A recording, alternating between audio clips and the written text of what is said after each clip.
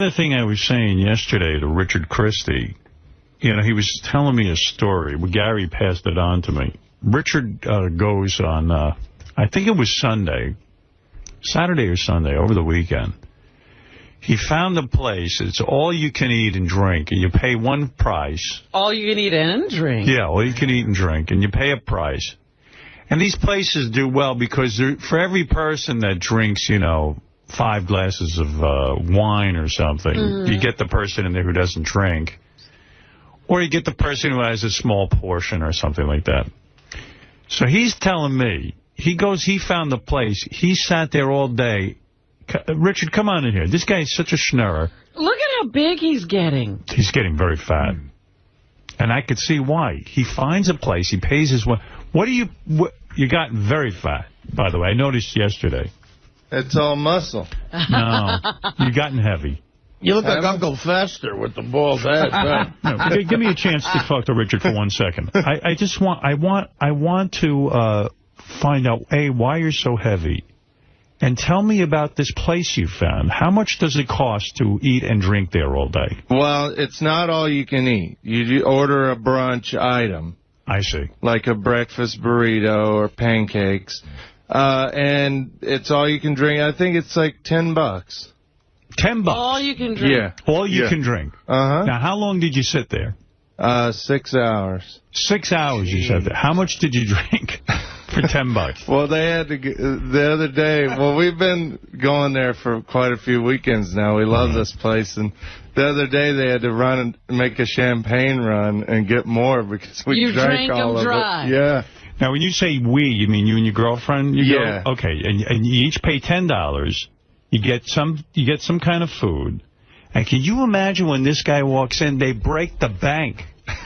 I mean, this goes on almost every weekend when he's in town. He's going to run them out of business. Yeah, they must shudder when you walk through the door. Well, they do have a limit. I think it's an hour limit, but at this certain place, we know the bartender, so... Oh, it is an hour limit? Yeah. Ah, well, that says he somehow manages to sit there for 6 hours. Yeah. How much champagne did you consume in 6 hours? I would get... Well, my girlfriend doesn't drink near as much as me. I drink what I call 𝗦𝗵ici𝘄. Right. They're in a beer mug. It's a mimosa in a beer mug. Right. And what is in a mimosa? Champagne and orange juice? Yeah. And you drink? Why do you swill those in a beer mug? You can get them in quicker? Just, because they don't... If it's in a champagne glass, they're coming back every 2 seconds because I can do that like a shot. Yeah, there's probably about 4 or 5 in a beer mug. Yeah. So how much champagne would you say you consume? How many bottles? I would guess 5 or 6 at least. Oh, God. My God. So, I mean, you break the bank there, don't you? Mm-hmm. Yeah. But it's cheap champagne. They buy, like, Cooks. We know. So they're still not doing too bad. We figured that. So what's going to be Why with you? waste good champagne on you? Are they going to ban you from the restaurant, or are they going to... Because you're what I call a schnurrer or a chazer. I'm not even sure what you are. I'm not sure what you are. Well, I don't know what either of those means. So I don't know either. What's the distinction? Well, a chazer is somebody who would go into a place, pay $10, and just sit there all day and drink. But a schnurrer would be someone who grudges you until you become a chazer. He's actually bug out. He's a schnazzer. He grudges you till you become a schnurrer and a chazer. Yeah, the idea that, this poor bartender now, has to deal with him, he passed the limit. I think he's a schnurrer. I call it being a good businessman, because I'm going in, drinking. $10. For $10. It's unbelievable. I'm surprised they haven't banned you from the place. They probably will one of these days. But we're good customers. You're a full-blown alcoholic now, right? No, not at all. What would be a full-blown alcoholic? When you I'll tell you why I think he's an alcoholic. When you went on a train trip, you packed a suitcase full of champagne. And to me, if you're packing, alcohol on a train trip, you're thinking too much about how you're going to get your next drink. I have some friends, and they came to visit, and the first thing they pulled out of their suitcase was a couple of bottles. Well, it's fun. I knew they had a problem. Right. That's not a problem. That's called being on vacation. How many you drink every day of the week? No. Be honest. I didn't drink last night, I swear. Really? I'll have a glass of wine. During the week, I'm really good. Did you have a glass of wine last night? No, not last night. Right. But what do you consider a full-blown alcoholic? Well, a lot of people would... you guys will probably consider me an alcoholic. To me, an alcoholic is somebody that they can drink like a whole bottle of vodka, that it controls their life. They can't go a day without it. I can go days and I could go weeks without it, but I don't drink. When you drink champagne, you're drinking bottles of champagne. I mean, you're going through how many bottles did you say? Well, just guessing 5 or 6. 5 or 6. That's unreal. In one sitting. Yeah. Richard, do you think the definition of an alcoholic is someone who has to be removed from an airplane in a wheelchair because they're too drunk to walk? That was one time, Gary.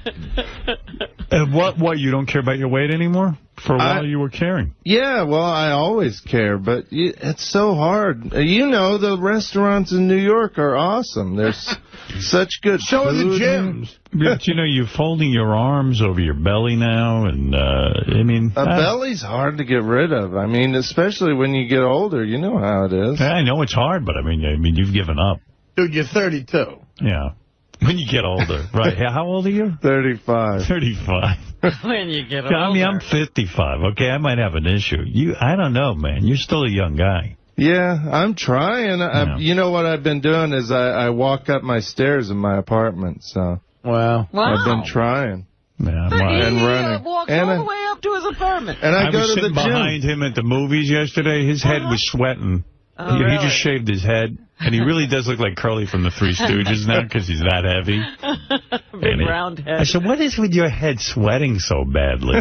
Your head sweat. I just got off the subway. It's hot down there. No. Did you shower last night? No, I didn't. Yeah, I said to him, maybe you ought to shower. You're kind of sweaty. Yeah, I might shower tonight. I was tired. And you went home and you didn't shower. Mm. God, I don't even understand. It's such a good feeling to take a shower. Yeah. When you're tired, too, isn't it great just to lay there under the water and just relax, towel off, and then helps you sleep. And then just go. Yes, it helps you sleep. Just go to bed afterwards. Especially if your head's been sweating. Yeah, I just didn't think about it. I forgot, I guess. Yeah. Richard, you want to know the definition of an alcoholic? Because I've been to a bunch of therapy meetings and group therapy, and this is one definition of it, and this is the one I believe.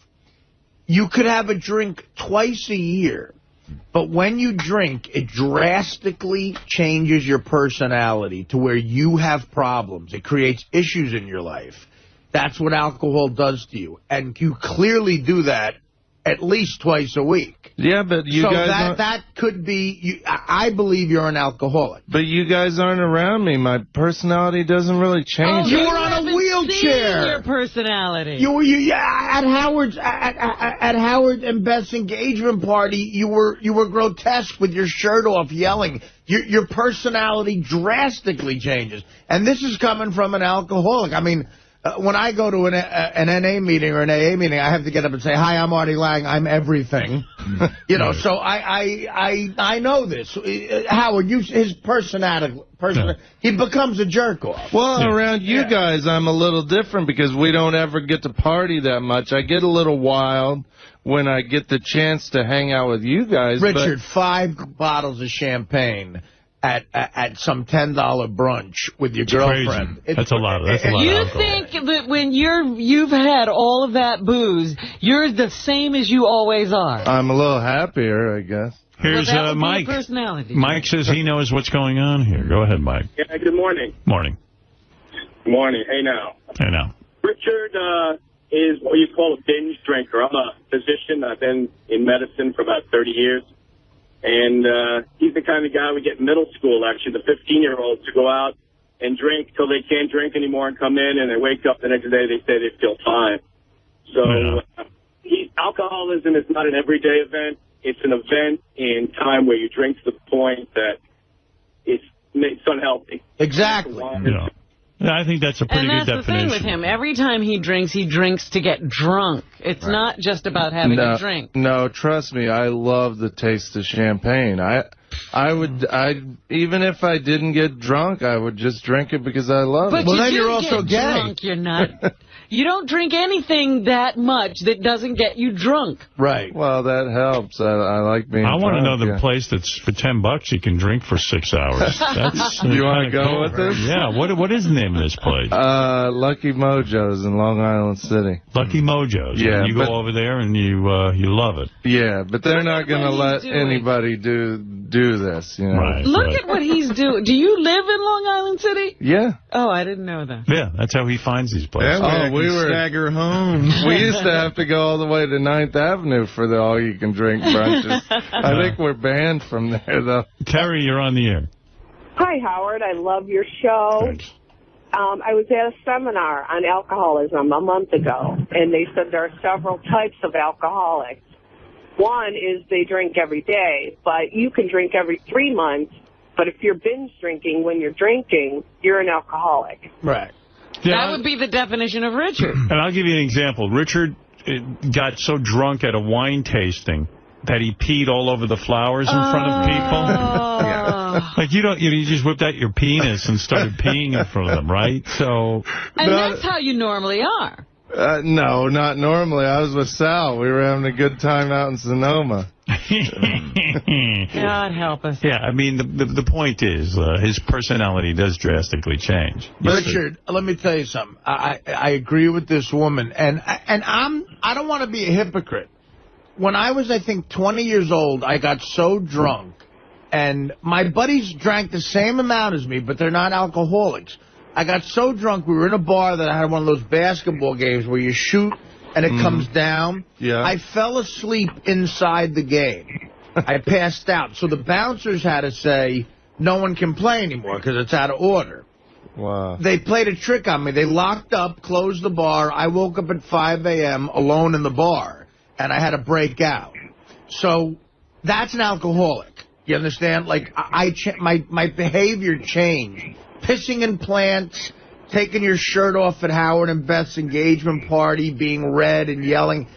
You're an alcoholic. I'm telling you right now. And I'm not really denying that. I mean, a lot of... Well, you just did.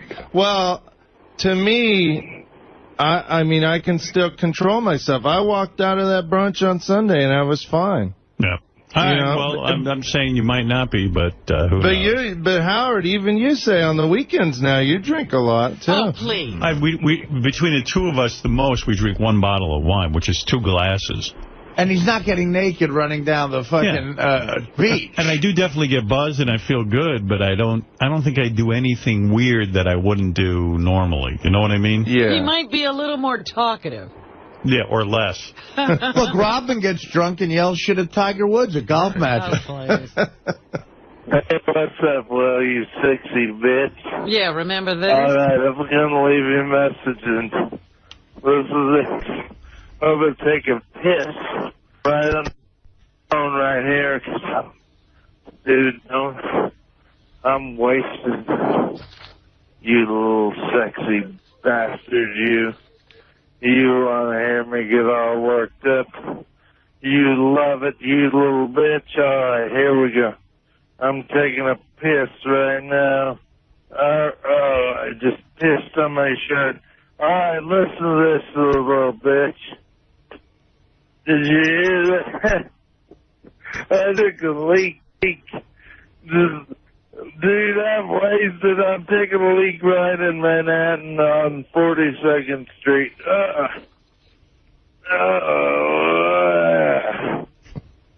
Oh, you love it. Wow. You just want to hear me take a leak. You love this stuff. You turned on my hot, sexy, hairless body. You just wish you could. I just took a leak. Dude, I'm wasted. I'm taking a leak right in Manhattan on 42nd Street.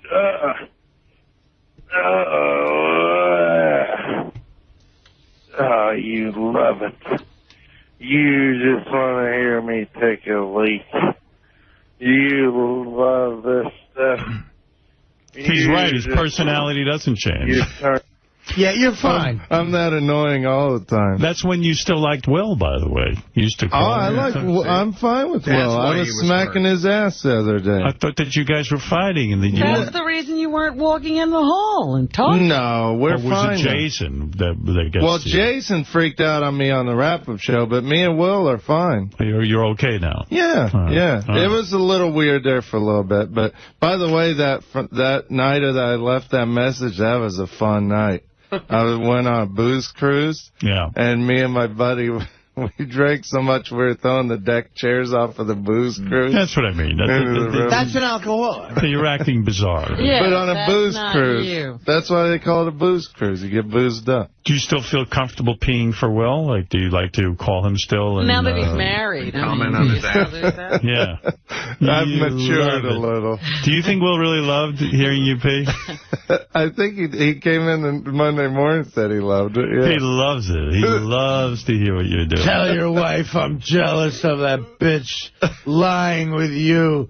You should be lying with me while I piss on my phone. Don't you think that drunken little rap there, and I'm sexy and I have a sexy hairless body, don't you think that's a very, like, in my most drunk state, I don't think I ever said to a guy, you love my hairless body. Would that be a dangerous personality change? Yeah, I mean, don't you think you're a little bit gay? You never, like, walked up and smacked a guy in the ass when you're drunk or hugged him or anything? I've hugged a guy. Dry-humped them. I've hugged a guy and said, hey, you're my bro or something, but I've never, like, said, you love my hairless body. It just doesn't occur to me. You don't try to come on to them? No. I was just trying to be goofy and funny. You know? Okay. Yeah, that's didn't work. the way for it to go. Goofy, yes. Funny, I don't know. I said I was trying. I didn't say I succeeded. It's hard when you're drunk. Well, Howard, what do you think about me with the Queer Eye guys? Do you think that means I have gay tendencies? Or is it different because he took the time to call a man? Yeah, I don't know. That was for the camera. Yeah. I know you were trying hard on that. I was like... Well, I was drunk off my ass. Yeah. All right, Richard. Thank you. Richard Christie, the great Richard Christie. Hey, Howard. You know something I was thinking about the other day, too? Bye, Richard. Go ahead, bud. You know, Brian Phelan's been working here for like 12 years now. And not once. He's never come in on the show and gotten naked. Right. That's what you're thinking. Yeah. Do you think he wants to be naked on the show? I think it'd be hilarious if Brian Phelan got naked on the show. Have you talked to him about it? Yeah, I mentioned it to him. And what did he say? He seemed a little like he didn't want to do it, but he might do it. Yeah. But you're a great writer. Brian, you want to come and be naked on the show? Richard has an idea for you. He'd love it. He'd love it. When did you write that idea? Took me a while. I've been working on it for a couple of years. But wouldn't it be fun? I call Brian the cuddler. He's like the cuddliest guy around here. Thank you. And he's just so cute. Like, he's just big and cute like a big bear, you know? Right. He's at least by. A bear? Yeah, but a bear, that's the exact term. Right, and he's not even drunk yet. That's the exact term a gay guy uses. Yeah. A bear. Right. They say a bear. You should try it, Howard. Just hug him. It feels We've good. hugged. Yeah, I mean, in New Orleans we hugged. Yeah, we've hugged. Yeah, I've hugged him. But did you like... didn't want to repeat that. No, I didn't rub his tits like you just did. You haven't said, boy, I need to hug him again. Yeah. All right, Richard, we're up to some strange things. I thought we'd check in with you. Howard, thanks, Howard. All right, thanks, Brian. Brian, keep your clothes on, all right? Thanks, yeah, I'm going to try that. All right. What is it, Gary? I was going to say, did you see the email Richard sent out the other day about Brian with the naked picture? No, I didn't get that. Maybe he just sent it to me, but it just gets creepier every day. Richard, I don't know where he's looking at this stuff, but he found it's like a calendar for gay guys who are into obese men. Right. So he sent me the whole Why didn't I get that? He sent the whole calendar, and he goes, why didn't I get an offer? I think you deleted it. Doesn't March look exactly like Brian Phelan? It was Mr. March. Butt naked. He loves me. It was so weird. It was creepy. I was looking at a fat naked guy that I didn't ask for. What it was is I saw the funniest show this weekend on MTV. They have a show called True Life. And it was this guy that's 500 pounds, but he's gay. But all these really good-looking buff gay guys fly into Memphis to see him because they love that there's a 500-pound gay guy. They call him like chubby chasers or something. Yeah. And so the gay guy made a calendar of himself, the 500-pound guy, like in various poses and totally nude. And I guess he's doing real good selling these calendars. Wow. There he is. Yeah. He does look a little like Brian. A little bit. A little bit. Oh, my. Boys, what Lovely. can I tell you? All right. He's strange. Yeah. Brian, Yes, thank he you. is. And Richard, how much you weigh now? 215. Wow. Brian, what are you weighing? You're getting big, too. I probably weigh about 250-something. 250? Yeah. I think you might be a little higher than that. Maybe 260. Wow, you boys are getting big. I don't know. Everyone around here is letting themselves get big. It's hard with these hours and stuff. I don't know how you do it, Howard. I control myself. I try not to eat so much all day. It's summertime now, too. Drinking and...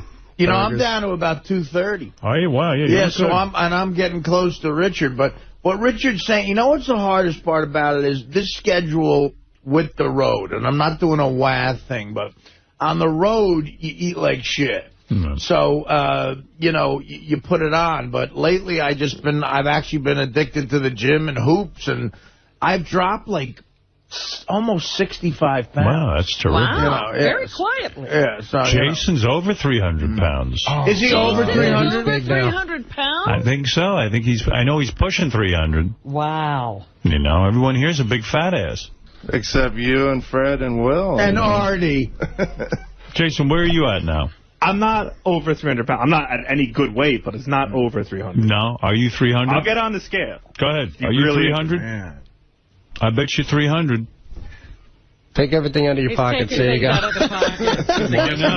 Might as well take your shoes off. Got to be at least 285, 290. Take your stomach off. 290. 290, 289. Yep. 289. 290. All right, you're not at 300 yet. Where did you get the information that he was 300?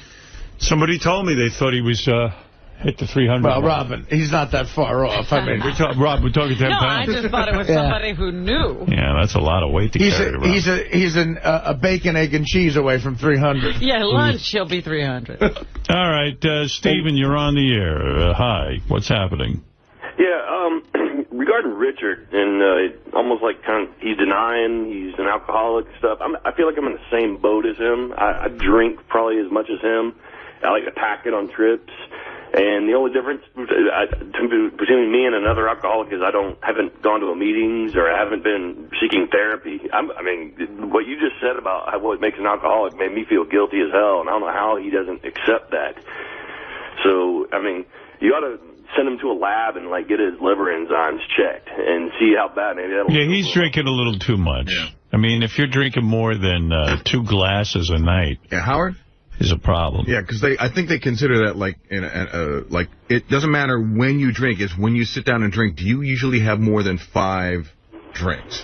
Oh, definitely, yeah. Then you're an alcoholic. Yeah. No, he is. There's so many definitions he's hitting. Right. You hit a lot of definitions. Dave, go ahead. His personality's changing. He's drinking more than 2 drinks.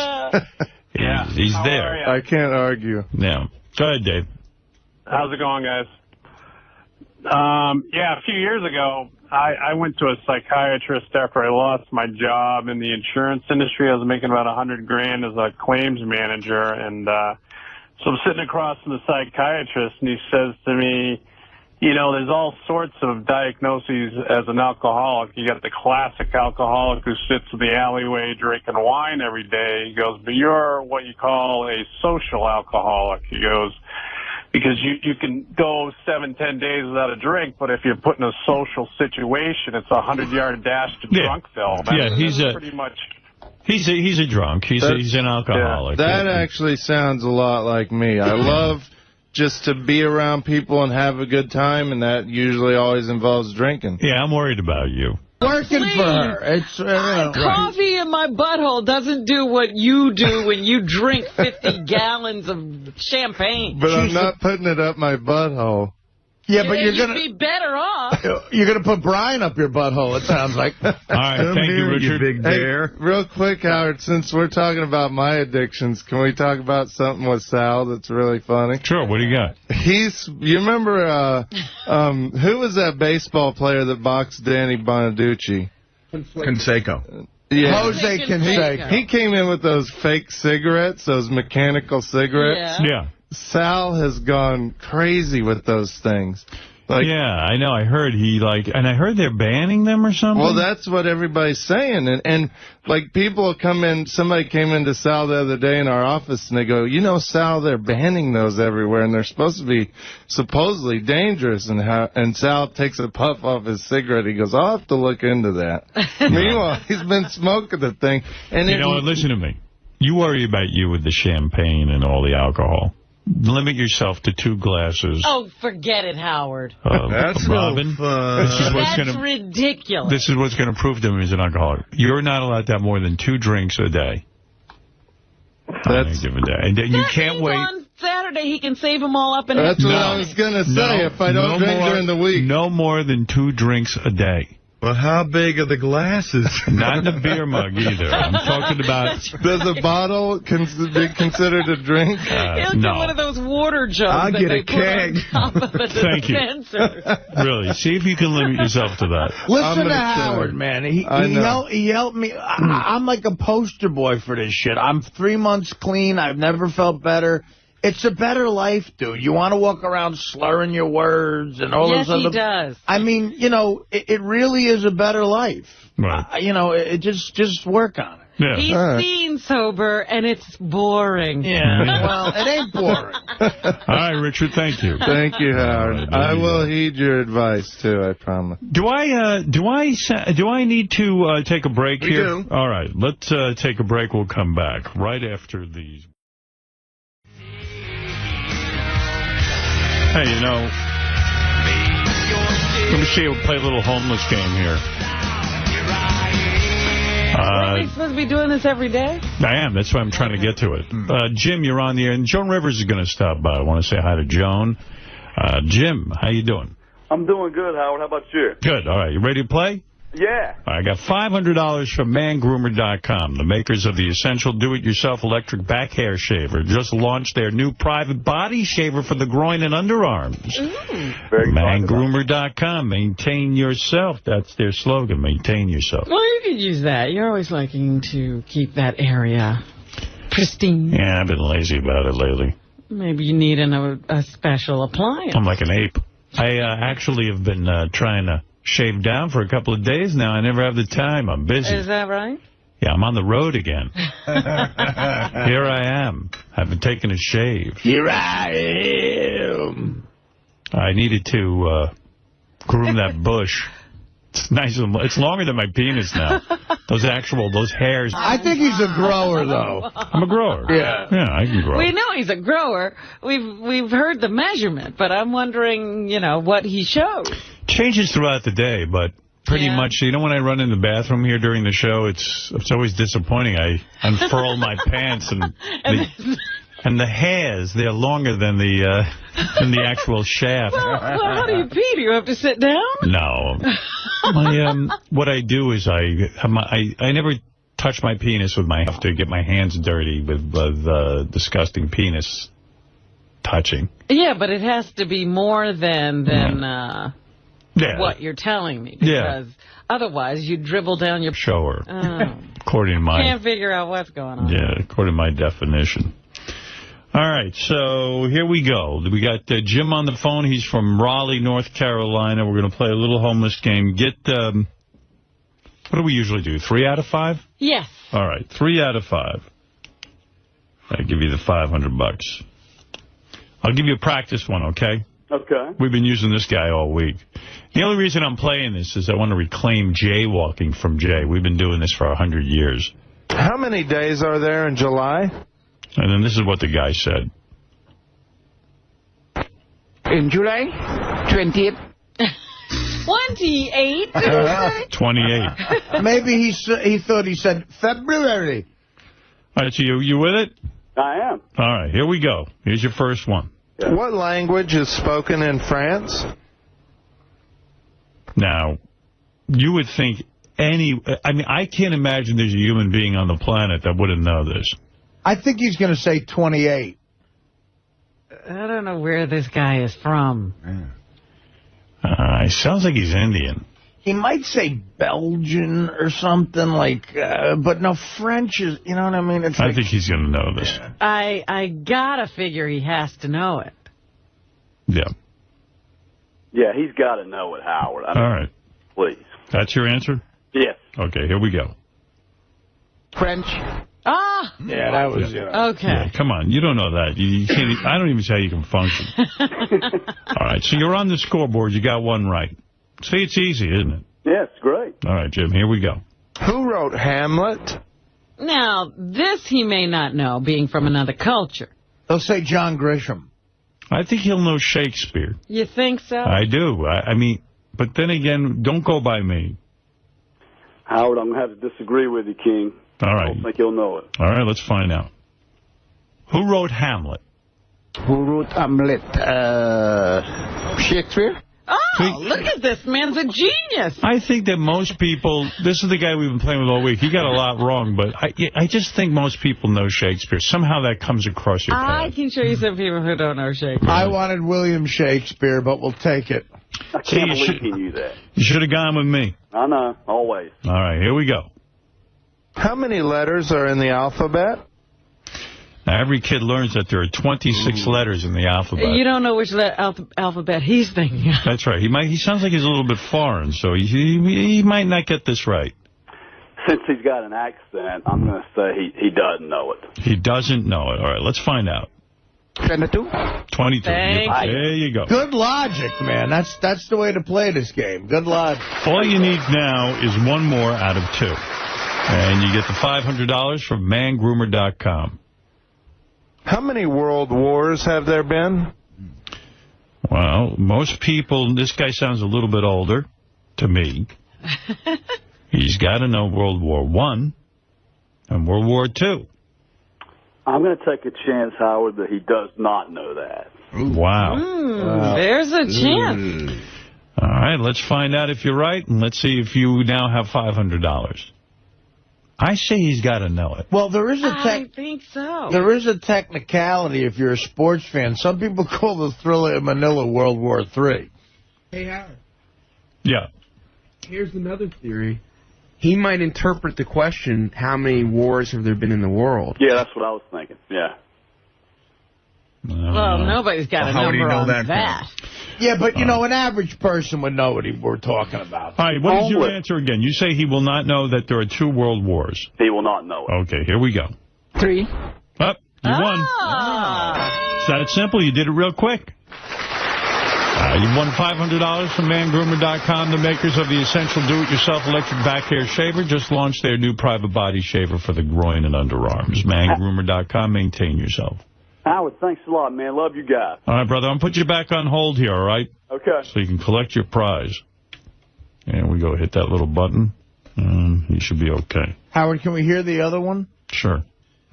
What continent is the USA part of?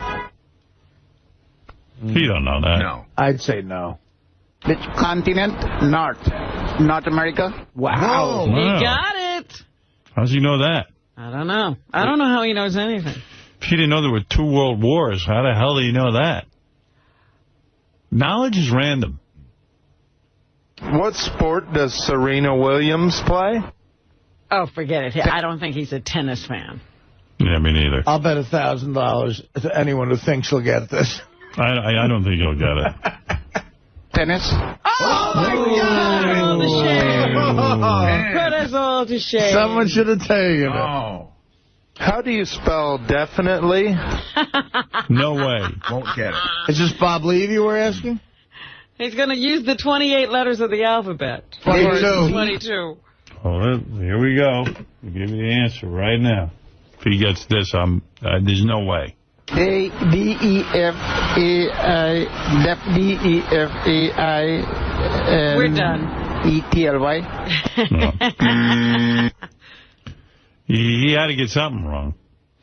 What branch of the armed forces uses the initials USMC? Oh, stop. I say he won't know this. No, he doesn't know this. I mean, he should know it. It's not that hard. Wait a minute. It's the United States Marine Corps, Yeah. correct? He's not going to know. All right. He'd have no reason to know that. I think he will know it. He was a Marine. Unless he lived in an invading country or something. He was a Marine. Well, they're currently fighting World War III, so maybe he does know. That's true. Gomer Pyle came to my town. USMC, United States Military Cabinet C. What? Yeah. What did he call it? Cabinet C. United States Military Cabinet. Wow. United States Moronic Cabby. USMC, United States Military Cabinet C. What's that last one? I don't know. I think he's saying cab receipt. Cab receipt? I think United States Military Cameron Diaz. Abracadabra seat. I wondered. You know, I didn't think he'd know that. No, he had to know that. What did the letters FDA stand for? No way. If he doesn't know USMC. No. Food and Drug Administration is a tough one. Fuck them Americans. But I don't know. Like, that's in the news Federal all the time. Dummies Association? FDA, Federal Department of Agriculture or something like that. Yeah, enough. Who is the mayor of New York City? You should know that. This was in New York City. Mayor Juberg. Everybody knows Bloomberg. Bloomberg. See, the guys who live in the city know. Yeah. Because they go to a lot of those shelters. They have direct contact with them. them. They have a lot of the services that are provided by Mayor Bloomberg. It's probably on his hack license. And his check. What is 50% of... Die broke officially, or did he get any more cash? Well, he had a lot of financial problems at the end of his life. Hi-oh. He was, I guess, hospitalized for pneumonia and a lot of other medical issues. 86 years old. Yeah, you know, it's unbelievable. Ed McMahon had the most incredibly charmed life. Up until the end, he had some problems, but here was a guy who was like sort of like a carnival barker type, you know? I mean, he wanted to be an announcer. And he hooked Wasn't he a radio guy? Yeah, I think he was eventually, but he ended up being with Johnny Carson. And he was a radio guy in Philadelphia. Mm-hmm. He did a lot of stuff there, yeah. He started with Johnny on that game show. Right. Yeah, I think King of Cable's on Fox News giving a tribute right now. Yeah. Poor Janks is in the joint, otherwise he'd be hard at work. Yep. Joan Rivers is probably thrilled, I would guess. You don't think she liked Ed McMahon either? I don't think so. I don't think she had a problem with Ed. You know what you should have just said there, Robin, to confuse people? The Tonight Show announcer is dead. Anyway, so Ed McMahon was a lucky guy in the sense that he became Johnny Carson's right-hand guy, his sidekick. And Ed knew how to play it. He was really actually pretty good with Johnny. He would do those bits. The Karnak bit was and he would do them. A big deal. He'd laugh at some of Johnny's stuff. He kind of knew when to lay back. He knew when to come in. He knew how to work with Johnny. Yeah. And he did those live commercials. Yeah, he was terrific. But I mean, a simple, you know, it looks simple, actually, when you think about it. But, you know, we got to give the guy some credit. We got to give him some credit because... You see, like Stuttering John went off to be the announcer on the Tonight Show, and he said, "I'm going to be like Ed McMahon." Right. No, you're not. It's not that easy. And Jay Leno never responded to John in the same way that Ed and Johnny got along. Yeah. What other announcer has ever done this? And you even see with Conan now, Andy Richter used to sit next to Conan. They brought him back, and they don't have him sitting next to Conan anymore. That chemistry is very hard to get. Ed was always on the couch. Ed didn't mind being second fiddle, and he knew how to play it. And what was amazing about the guy is that he generated $80 million. He was worth $80 million at one point. I remember interviewing him. Well, he parlayed it into, you know, Dick Clark was a good friend of his. Yep. And Dick Clark was always giving him work. He gave him, you know, hosting of those video shows where you play the outtakes. He co-owned the bloopers, I believe, with Dick Clark. Wow. He had part ownership. How did he run out of money? And Ed was a hero in the United States military, by the way, which is was brought up a couple of times on our show when we had him on. Yeah, and he hosted Star Search. Fascinating life. So the guy was worth $80 million, and what was even equally fascinating was the fact that he lost it all. I mean, when I read in the paper that this guy couldn't even afford his house anymore, and I think the way he lost it was he married a lot of people. Well, he had a ton of wives, a ton of wives. And then I guess he made some bad investments or something. I don't know what the hell happened there. Yeah, but the end of his life was bad investments. I don't remember what he invested in, but it didn't work out for him. I mean, at one point, he was turning to Donald Trump to basically buy his house and bail him out. But it was ongoing. Every couple of months, the house was in trouble again. He was in fear of losing it. So I wonder if he left any money behind. Didn't he have a young wife when he died? He had a wife, and, I think he had a young kid. Yeah. Just the kid one? Must be a teenager. No, well, his other kids are adults. Right. But I think he had one kid that died. Oh, yeah. He did? I think so. I don't know. I know Johnny did. Right. Yeah, I think Ed, too, but I'm not sure. I think he outlived one of his kids. You know what else was great about Ed McMahon on that show? Not only just interacting with Carson in the beginning of the show, but when guests like Don Rickles would come on, Rickles would be sitting in between McMahon, knew how to set him up, and he was great with the guests, too. I mean, he was really good at what he did. But, listen, I was no big fan of Johnny's. And quite frankly, I would consider Ed McMahon the luckiest man in show business. But nevertheless, give him his due. The guy made $80 million sitting there, basically. And well, that was what his worth was at a certain point in his life. He must have made a lot more than that. To accumulate $80 million, you can imagine. That means he made 160. At least. Right. Must have been a nightmare for some woman out there when you marry an old rich guy and then it turns out he went through all his money. That couldn't have been fun. I mean, the fun of marrying. I married Ed McMahon, the broke one. Yeah, you don't do that.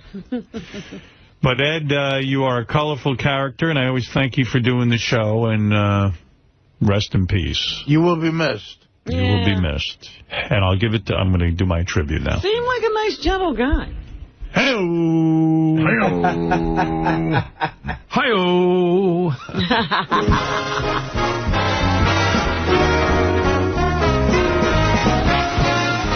There he goes. There goes Ed, and I know John aspired to be Ed McMahon. Well, you know what? I'm just thinking Johnny and Ed are reunited. They are. And I bet you Johnny's running from him right now. Somewhere. 8:29. Hey, is Joan Rivers here yet? I don't want to keep her waiting if she is. Because we certainly want to hear her take on it. Yeah, what a timely guest for that, yeah. Not yet, Howard. Because if you remember, Joan Rivers used to be on The Tonight Show a lot. You know, this is a fact probably a lot of people didn't know. She had to audition 8 times before they let her on The Tonight Show. And then she got on.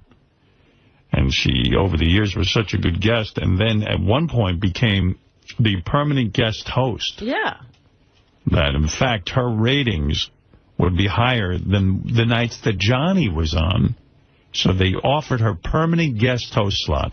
And she beat out Brenner. Like David Brenner was doing. She beat out everyone. Yeah. And she became the permanent. And it looked like if she hung in there long enough that she would eventually take over The Tonight Show. And then she made that move where she took a talk show from Fox because her ratings were so high. And that didn't work out too well. I guess on her own show, people liked her on The Tonight Show better than they did on her own show. Yeah, there was something, and she wasn't on every night. Yeah. By the way, Ed's wife was 54 years old. Wow. So she was banging Ed. You mean she doesn't have to die because... No, she's not going to be thrown in the box with him. It's like Rodney. Remember Rodney came in there for the last time? It was so sad, and he was about 82, and his wife... I was playing a tape yesterday of the Letterman protest, outside the Letterman studio. About 50 people, actually. They found 50 people to sit there and protest Letterman. So stupid. I told Sal and Richard to go down there and get tape, and I played it yesterday, and I said, don't get into any arguments with people. Here's a list of questions you can ask, and, just... But, of course, Sal got into an argument anyway. Here's Sal arguing with the protesters outside the Letterman studios. Do you want him to be fired? I think something further should come of this. What about all the families that are employed by David Letterman, though? He should have thought of that.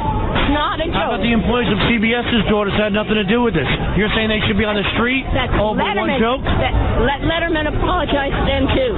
Well, he apologized already. It's just that you people here have nothing better to do with your life, so you're out here yapping away trying to make a name for yourself because you didn't get attention growing up as a child yourself. There's a psychological issue here. It has nothing to do with Letterman. You are most biased. With Letterman. You're most biased It's in the your most call. ridiculous asinine thing in the world that you people are here wasting your time. I'm not full of shit. Yes, You're you full are. of shit. Nope. I'm not full of shit. Because you are dishonest. So you're saying that you're willing to say that, hey, fire these people, put their kids on the street, and over one joke, but you're defending one girl whose daughter had a kid with unprotected sex. She was a lousy mother. You never made a mistake? Have you had fun in it? Yeah. Have you had children out of Wicked? I've made a mistake, yes, sir. I know I've been forgiven. Are you willing to forgive? You're not. Yes, I am. No, you're not. Sure I am. You guys are willing to fire employees so their children are starving and unemployed. They fire Letterman. He's not going to stop. Stop your baloney. You are so full of garbage. Put another guy on. So you're willing to throw hundreds of kids on the street over one joke about a lady's daughter? Yeah. How am I wrong? How? You know what? And what about Cousin Brucey? I don't listen to Cousin Brucey. No one does. Hey, listen. No, I love Cousin Brucey. You know, I love my Cousin Brucey. hey, listen.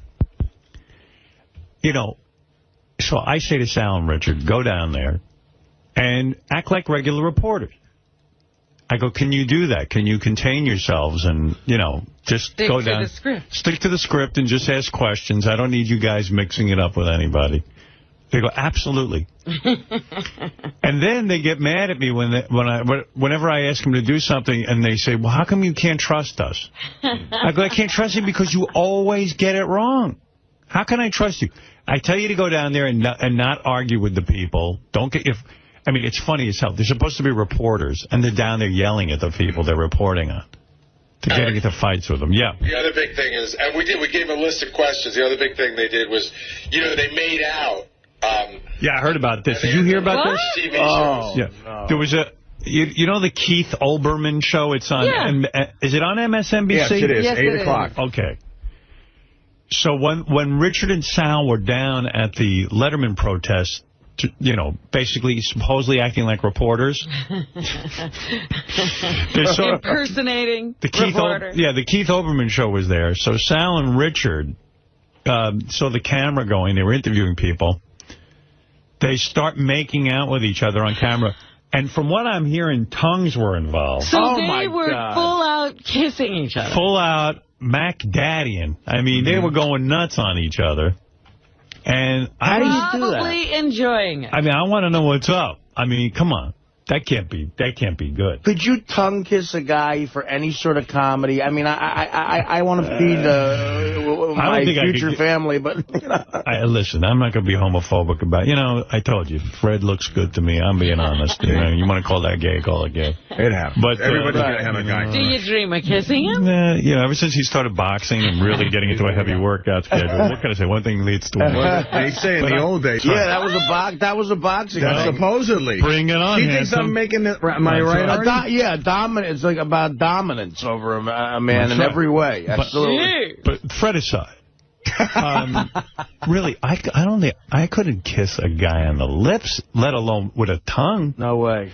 Hey, Sal or Richard, did you have tongue kissing? Sal, was there tongue kissing involved? Because everyone's saying it was. They're going to deny. Be honest. They're going to deny. It came close. Yeah. There was no tongue. Really? But I could feel the heat coming off of Richard's mouth onto my mouth. Well, that was disease. Yeah. So you were on the 𝗦𝗵cie𝗄𝗿𝗍 show making out. I got to see a clip of that.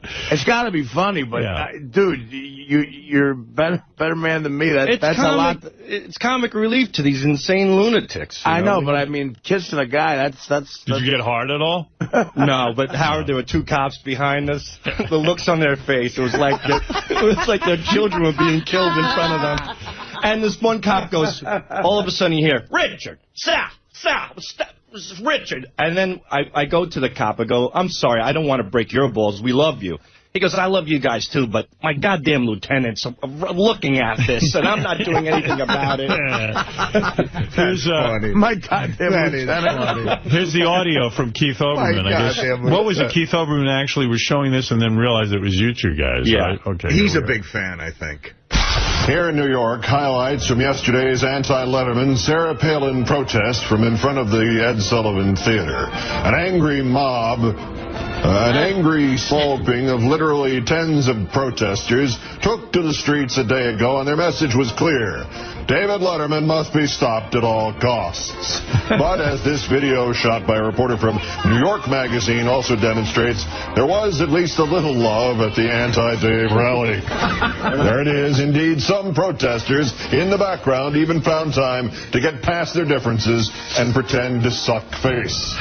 Congratulations, gentlemen, and a Baba Booey to you both, Richard and Sal. There you go. Good for you. Your antics made it on TV. Yeah, it's funny, though, because we were calling ourselves journalists. And the first question we get is, where are your credentials? Up my ass. So Richard takes out his Sirius ID to get into the building. And they go, oh, that'll do. Who asked you for credentials? One of the protesters? All of them. Yeah. They know now. Those wacky old lesbian yentas asked for the media. They were so angry. I mean, these people really need to... I'm sorry, Howard, that I went off the cuff a little bit. Yeah. But, I mean, to see these people, it's just like... But do you see why now when you always say to me, gee, I can't believe you don't trust us. You could see why. I said you don't go down there, don't get angry, just ask the questions, and you see how you don't listen? Yeah, well, that was at the end after I did listen. I got everything in that you wanted. listened for a while. You actually didn't get everything in, which is, there was a huge part that we wanted them to ask that was written out for them that you guys never got to. The Leno quotes? Well, McCain had made fun of Palin's daughter, and Leno, and Conan O'Brien. No, we had dates. We did. The answers weren't interesting. We know how to edit this stuff. Wow. Right, Richard? Interesting. Did you really? Come on, be honest. Because Jason... I swear to God, we have it all on Jason said he asked you about it. We asked all the questions, but their answers were just kind of boring. It was so lame. we cut it out. Yeah. We wanted and then we made out. Then we made out. Let me say something. Richard's honest, more honest than Sal. Thanks. Was some tongue in there? I stuck my tongue out, but Sal turned his face, and I licked his cheek. Oh. We have a move where we'll start to move towards each other and then turn our faces. But I did do the nipple suck. I sucked Richard's nip. No, I got to see that. I got to see what you two are up to.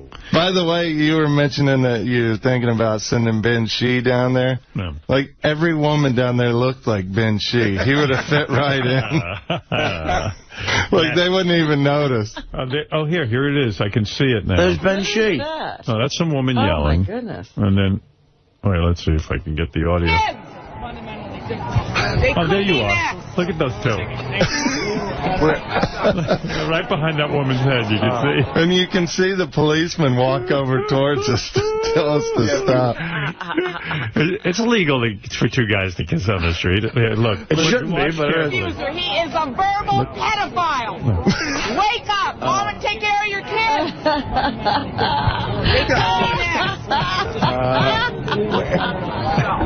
Here comes the cop. The cop's here. So there didn't look like you thought, because when Lehman Brothers went out of business, you guys really went at it. Pretended, but you didn't lip lock. So this time you lip lock. You know what I think happens? Sal's ready to kiss you, but you stick your whole tongue right out. Like, why don't you hold off?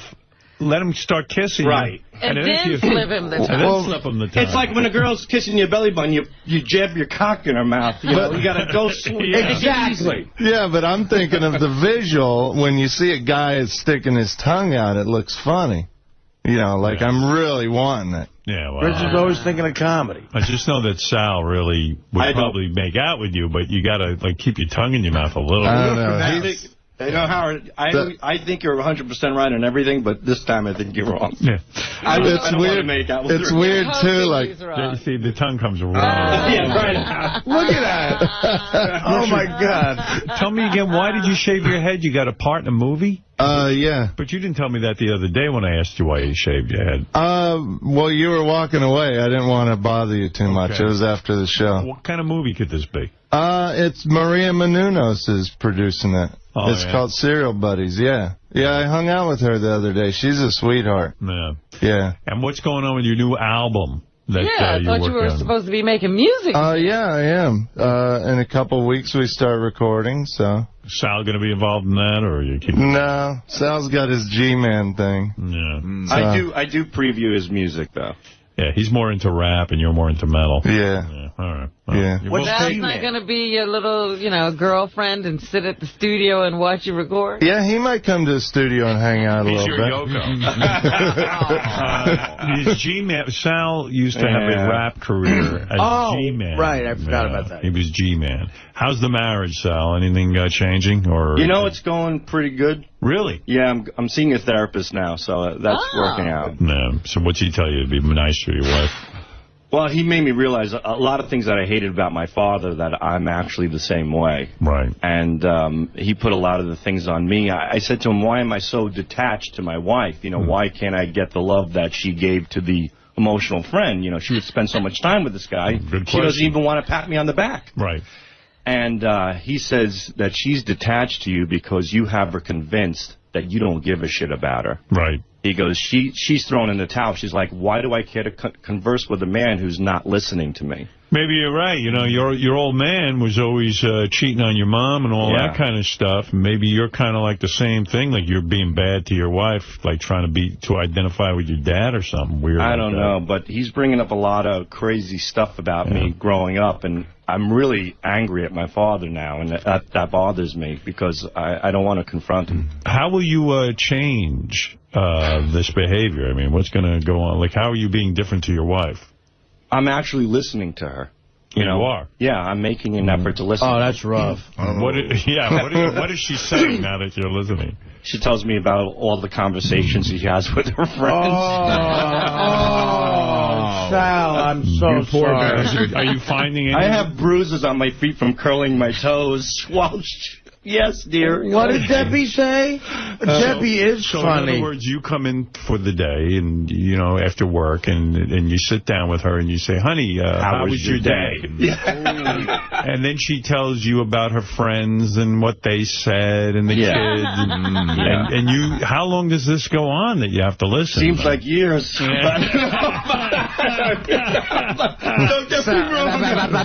can I give you a piece of advice? If you ask a woman how their day was, they'll start telling you how their day was. Yeah. So and you got to be good for you. But okay, but here I am. You know what, they got to invent an invisible iPod for Sal, so that while this is going on, he's listening to his iPod. He's just nod.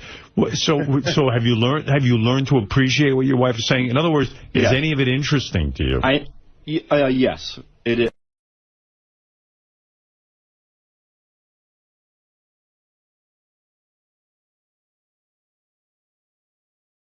Gonna do, like you say, organic food, organic or schmanic. It's going to be radiated. Right. What do you do? It's in the air. Give me some solutions. You're on the money. Here's the thing. Correct. What can we do? We can have your cousin say, hey, Howard, let's work together and kind of, because I already cornered the market on kelp, by the way, and I'm gonna put him up. Yeah, Richie thinks that I made it seem like he was trying to corner the market on kelp. I didn't mean to do that. Okay. I mean, I thought that his idea was interesting. What would kelp do for me if I take kelp? Actually, kelp is high in iodine. It's a sea vegetable, but I call it seaweed. It protects your thyroid. Right. And it has a lot of milk, but too much is not good. So you follow the directions, and if you have allergies to those kind of things, don't seafood or shellfish. So you got to be careful. It's not some indiscriminate kind of use. You got to understand, Howard, Julie and I come from a world where she escaped communist Castro's Cuba. She's already been scarred. Me, we went up to Maine because we thought the end of the world was near. We we weren't hoarding. We were growing our food and then putting it up for the winter. Down here in Florida, we have hurricanes. Right now, every year, we start not hoarding, but getting our supplies ready to be independent. Here's what someone can do to become independent. Besides getting... All right, give me how I become independent. Here you go. Julie, you want to talk a couple of foods? Well, so the important thing is that, and one of the things that makes it confusing is that, you know, it's not like we're going to die right away from radiation poisoning. If we are going to be contaminated, it causes cancer, and it takes a while for that to appear. So what you want to do is protect yourself against cancer. Protect yourself against the free radicals that are created at the cellular level. What do I take? So you eat foods that are high in antioxidants, like cruciferous vegetables, broccoli, cauliflower, tomatoes have this thing called lycopene, red grapes, which are very strong against free radicals. All antioxidants. Why have you two not commented on my Rolling Stone cover in the middle of all of this? I haven't seen it yet. Is it out? Of course it's out. You see, you two are so worried about this radiation. Busy. You're not really concentrating on the big picture, which is me. Yeah, you're right. Yeah, you see what happens? Listen. But all right, so in all seriousness... Calcium, listen, there's calcium. People who are deficient in calcium are going to uptake calcium. So if the foods you have are high in strontium, have absorbed that. If you take calcium, if you have osteoporosis, take calcium because it'll help you from absorbing and uptaking calcium toxic. But aren't we all dead anyway if this happens, or do you think that this will somehow... No, it's what I was trying to say is that if in fact we're going to be contaminated, if in fact, you know, we get the plumes and it goes into the oceans and the water and it goes into the fields and the soil, it's not going to kill us overnight. Right. It kills us slowly. Chips away at you. Eat better, get foods that are healthier and high in, as you say, calcium and iodine. Antioxidants. Well, hey, listen, you want to take a few phone calls about this? Sure, yeah. All right. I can't guarantee you what they'll be. That's okay. All right. Do you think this is the first time me and Julie have talked to people like this? By the way, these are my cousins, Richie and Julie Gerber. You guys have a website so people can learn more? That's very nice. I haven't updated it for 2 years because I was kind of out of that, but I will be doing it in the next couple of days. But go to cousinrichie.com. Cousin Richie, R-I-C-H-I-E, cousinrichie.com. All right. Let's hear from some people. It's hard for me to say my name Richie, Howard. I know. So some people think I say Rickley on the phone. All right, here you go. This is my cousins, Richie and Julie. Go ahead, Josh.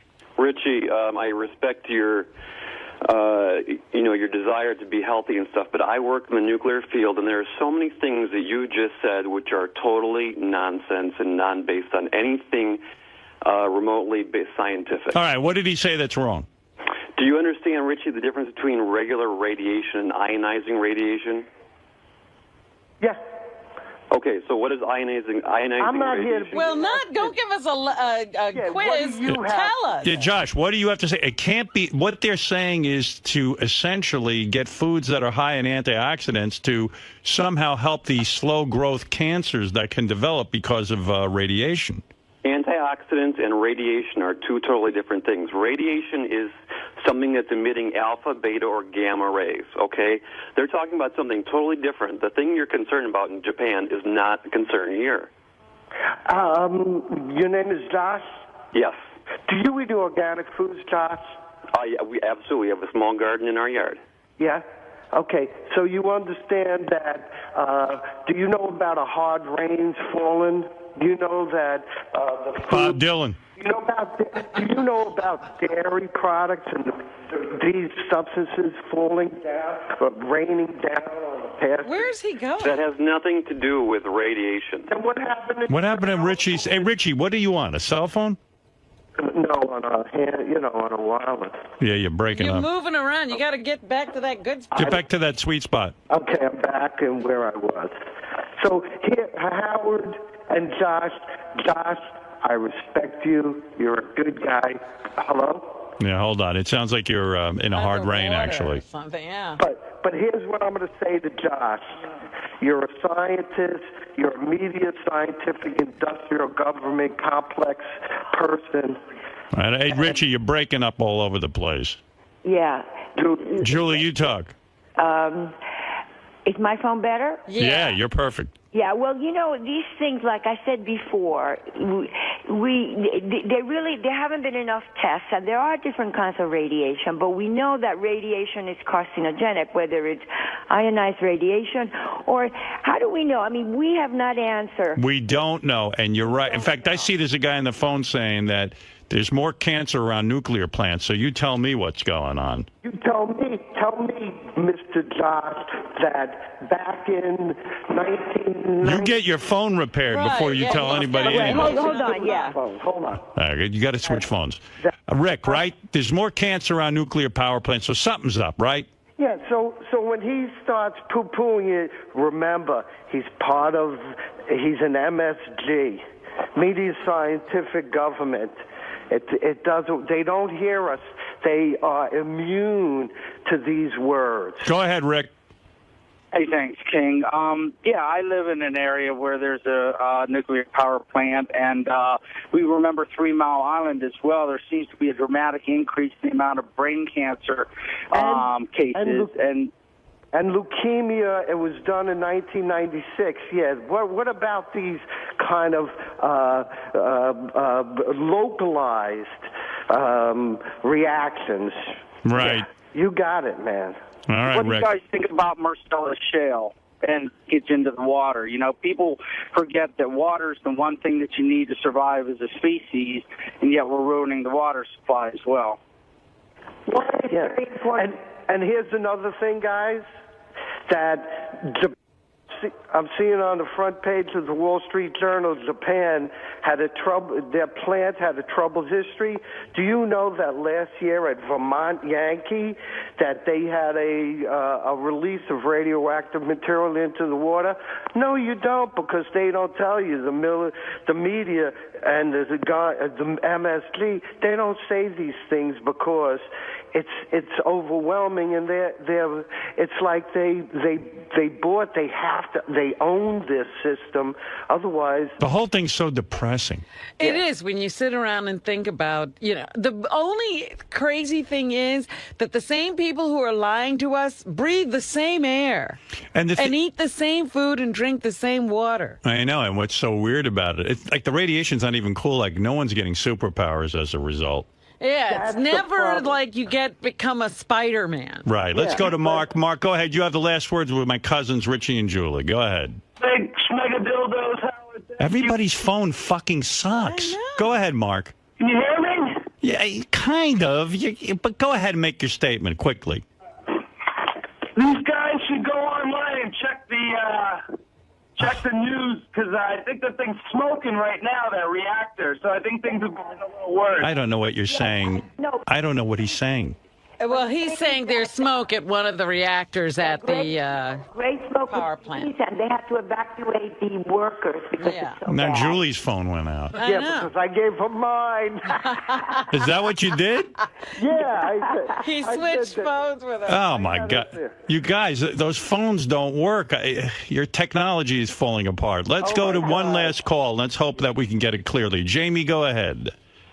Your cousin sounds nuts. No, really. He's not nuts.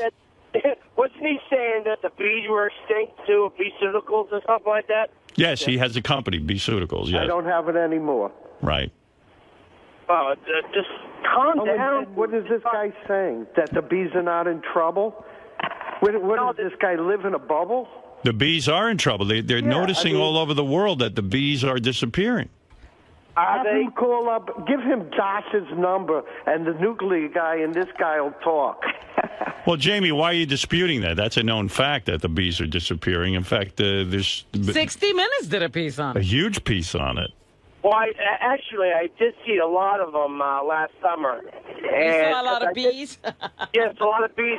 I thought of your cousin when he did mention it. And listen, I got news for you. If there are no bees on this planet, and if it is true that the bees are disappearing, there'll be no food. There'll be no food. Bees are the pollinators of all the food. And they remember this. It rains, it goes on the flowers. The bees go around to 1 million flowers a day. They concentrate the honey, they concentrate the nectar and the pollen into the honey. The bees get contaminated. It goes up the food chain. I'm not saying I'm Jor-El and I'm going to send everybody to Krypton. I can't do that. Send me to Earth from Krypton. Well, that's. Well, no. The point is that you see, it sounds, people do want to keep their head in the sand. And the thing is that because the problem is too large. It is. I mean, it's so overwhelming you don't want to think about it. And it's almost as if sometimes the government just says, tell them something, but don't cause a panic. Right. Ken, go ahead. You're on the air. Hey, Richie, when you dismiss solar and wind as worthless and advocate coal, and there is no such thing as clean coal, you lose all credibility. I appreciate what you say, but I'm saying that the answer is not solar and wind. They are 0.5%. Yeah, you understand what he's saying, Ken. He's not dismissing it. He wishes tomorrow. This guy. Listen to me. He wishes tomorrow that all the wind in the world could take care of all our energy needs. He would love that. He's saying he's trying to be a realist to show you he's not insane. He's saying skirting the point. Yeah, what he's saying is right now the only alternatives we have are this and that. He's saying that's not true.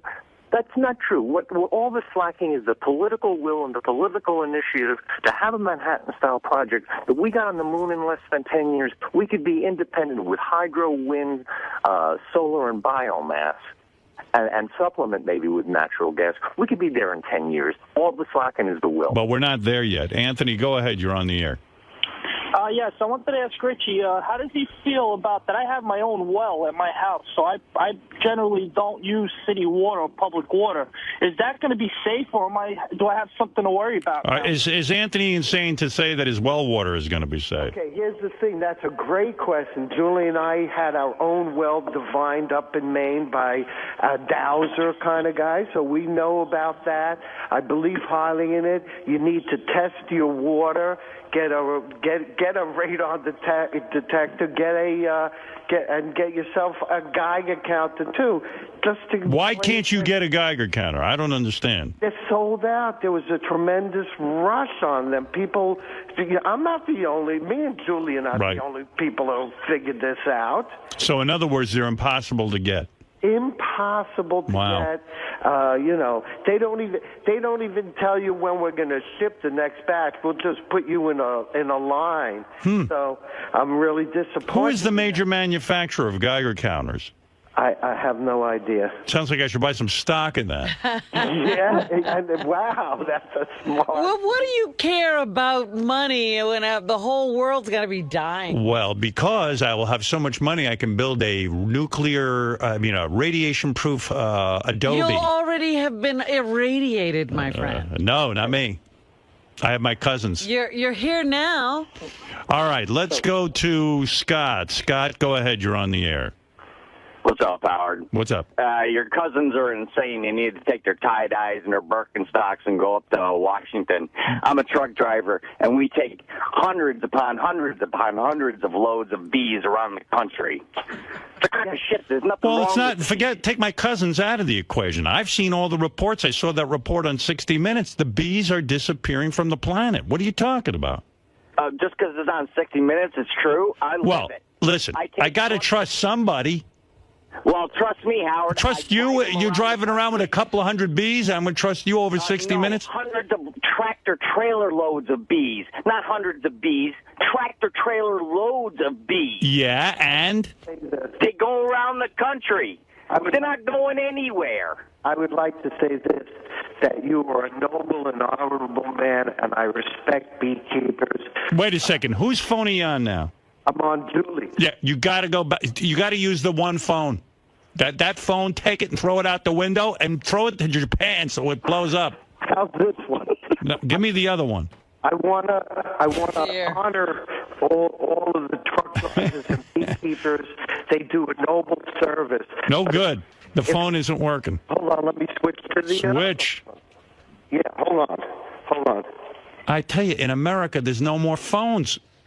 But what I want to do is say this. Yeah. Is that truck driver. All the truck driver and transporting bees is great. You should take a look at my blog, cousinrichie.com. I write about the almond crop and how many millions of bees they bring there to California every year. But the problem that he's not understanding is he's hauling around thousands and hundreds of thousands of bees. The problem is that every year the bee population is diminishing. And so he's too close to the painting to see the big picture. Right.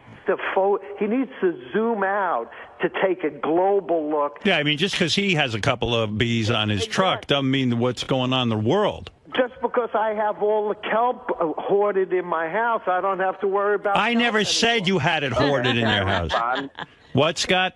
Can I respond? Because I've been driving for 15 years, and the amount of bees that come out of California, they may be being brought into California, but the amount of bees every spring, the amount of loads of bees that come out of California has not diminished. So I don't know where he's getting his information, and if you want to trust 60 Minutes, that's fine. But I'm living it, I see it, and I get paid to do it. All right. Okay, Thank you, Scott. I respectfully disagree with you vehemently. Right, thank you. All right, listen, cousins. And by the way, Richie, I don't think you're hoarding kelp. He thinks that I said he's hoarding kelp. Well, it sort of sounded like, I can see where he would get that impression. Well, I told him It sort of sounded like only the Stern family would have kelp. Good, and fuck all the rest of you. Start hoarding that kelp. I could care less. Yeah, and I have some other things I've already got it, but I'm stocking up for hurricane season. Well, stock up for me. Never mind the rest of you. Oh. I'm with you. All right, listen, my cousin has a blog, Richie and Julie Gerber. They do. I happen to agree with what they're saying, even though they think that I'm nuts. I happen to agree with them. I think that this is a bigger problem than we're aware of. In 1979, Howard, I wrote a song after 3 Mile Island. It's called Radiation. I wrote about it on my blog a couple of years. Do you know that a week from today, it's the 32nd anniversary of 3 Mile Island? I did not know that, but of course I would I love knew that. to hear the song. Robin doesn't know that, but I know it. So I'll be back here next Monday with you to talk about you can go on my blog and see that, or go to YouTube and go Richie Gerber Radiation, and people will see Richie Gerber's thing in 1979. They'll also see a little bit of a couple of pictures of me, Julie, and our barn. Well, pictures of Julie I like. I don't know about the rest of it. it. A good picture of her. All right. Hey, listen, Richie, listen. I have one other thing. Yeah. I have a bone to pick with you. Go ahead. Okay, we got through all of this environmental stuff, but my name is Richie. Right. My wife's name is Julie. Right. Every time if someone says, "What's your name?" on the phone, if I'm ordering, let's say, a Geiger counter or kelp, they'll say, "What's your name?" I say, Richie. They'll say, Rickley? Rick, so what do you think about my speech impediment? Does it bother you, Howard? No, he was giving me some shit because I talked about his speech impediment. No, I actually, listen, you've joked about it many times, about your speech impediment. Yeah, but not in front of 2 million people. Since when did you get so sensitive about it? What happened to you? If we're going to joke about my speech impediment, which my family has already told me I got rid of, so that's why Oh, I see. I burst the bubble. Now, listen, I love you guys, and I think what you're saying is important. And, you know, for what it's worth, I know some people will say, well, maybe you're overreacting, but I don't think so. I truly don't. You have to understand, like Jor-El and like other people, there are some people that have to be ahead of the curve. If we're wrong, hey, it's my money and my time and my life, and, you know, that's okay. People do their other crazy shit. But as I said in the 80s, when I said, hey, listen, pay now or pay later, but organic foods are the way to go. Now it's a multi-billion-dollar industry. Right. I've been, well, I don't want to brag, but me and Julie have been on the right side of environmental movements, of the environmental movement for a long time. But we do not kind of fog over and listen to everything the media says. We question things. That's why I can say the things I say. By the way, Sean says there are Geiger counters on eBay. But I don't know what they're charging for them. Geiger counters that have been from Chernobyl. Right. You don't want those. You don't want Chernobyl Geiger counters. What is it, Brian? Go ahead. Yeah, Richie, you just kind of hit what I was saying. Japan, does this affect the electrical components coming out of TVs and even Geiger counters? Because Japan probably makes all that shit. All I could, components is right, but what I'd be more concerned with is my sushi. Going to the sushi restaurant, you know, your nori seaweed, they use sushi nori to wrap in your nori rolls and, you know. Richie, will you go to a sushi restaurant with a Geiger counter and actually run the Geiger counter over the sushi rolls? And I'm not joking. I wouldn't. Right now, I would go to a sushi bar for the next week or so, and then remember this, Howard, that in my stores, you know, Bread Alive, which I sold to Whole Foods in 1997, in the store, I was running about 12 sushi bars in my supermarket. So will you go to a sushi? I know where all of this shit comes from. Right. So will you run a Geiger counter over the sushi when you go to eat it? Right now, I got to be honest, I've been to my Whole Foods. I bought a lot of my own fixins. So I have more sushi, nori, wakame, I got kombu, I got 𝗦𝗵cie plum. What does that mean? I don't know what you're saying. I'm asking a question. He just stocked up now. He's like, don't get it later because it'll be coming in. When start being leery of Japanese products? Exactly. When the next when the warehouses deplete their. Wait a second. Are you saying that the components in Japanese products could have radiation? Of course they could. What do you mean? What are you talking about? Howard, if it's in the air, it's in everything. It's in the water, in the ocean. It rains. Hello. Well, then we're all doomed. You'll be getting your super Apple iPhone there, Howard. Well, here's the thing, is that our exposure here is going to be small. The thing is we have to build up in our bodies as individuals. We have to build up our immune system. Should I go to California next couple of weeks? No, you should send your some people there for you. No, I'm being serious. You think I'm joking? I would not go to California. You know, Are you serious? I wouldn't go to California. Does Amtrak still go there? What do you mean? Do you think that... No, I'm being serious now. Do you think California represents more radiation for me?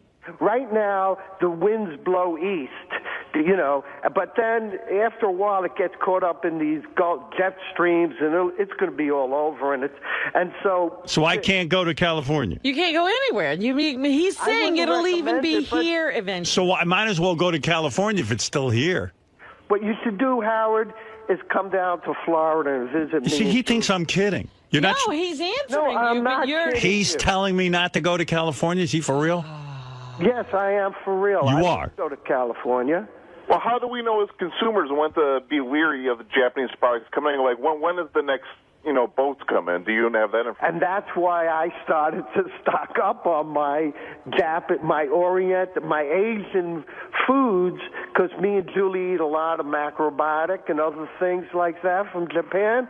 And so we kind of prepared for a while. So what are you going to do when you run out? Well, the point is I'm going to have a freaking Geiger counter. Now I don't have a Geiger counter. And I'm not trying. Listen, Howard, I said it at the beginning. And Were you buying anything from Russia after Chernobyl? Yes, I was. I stocked up on stuff from Russia. And here's what I said before, that our government and other governments need, they put 50, a big news article thing, 50 new radiation monitors on the West Coast, in California and Oregon and all. That's so ridiculous, and you feel safe. What I say is that, because I talk to my produce guys, I know these guys, I hired them, and I say, what happens is that the stores, the grocery stores, and the distribution system, they should all have these Geiger counters. So you're saying that when a load comes in, they're Geiger countering these loads. Give me a break. This is simple stuff. Go ahead, Mark. You're on the air. Hey, now. Hey, now. Hey, I just want to know, am I listening to the speech impediment competition?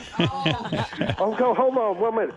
I think it's hilarious. You can't even say your own name. My cousin does not have a speech impediment. You can't even say his own name. That's he hilarious. used to, but he got rid of it. He got rid of it. Oh, yeah. Right, Richie? Got rid of it. Can I enter him into the competition and win $5 million? No. All right. Thank you, boss. All right. 1, 2, 1, 2. Check. 1, 2. Yeah. Hey, Richie. Sound check. All right, listen to me. Yeah. Here, first of all, to back you up, the U.S. Department of Agriculture said there was 30% drop in beehives from 2008 to 2009. So that's our own U.S. Department of Agriculture. Which you can't trust. Right. But the truck driver still has 50, 200 hives on his truck. He doesn't know. All right. Hey, listen, I got to go. Yeah.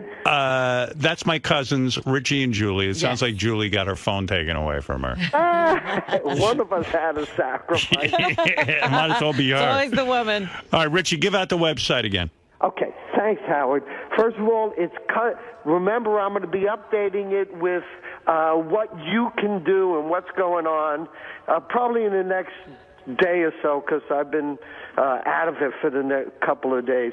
It's cousinrichie.com. That's COUSINRICHIE. Julie, can you say that better? Cousin Richie?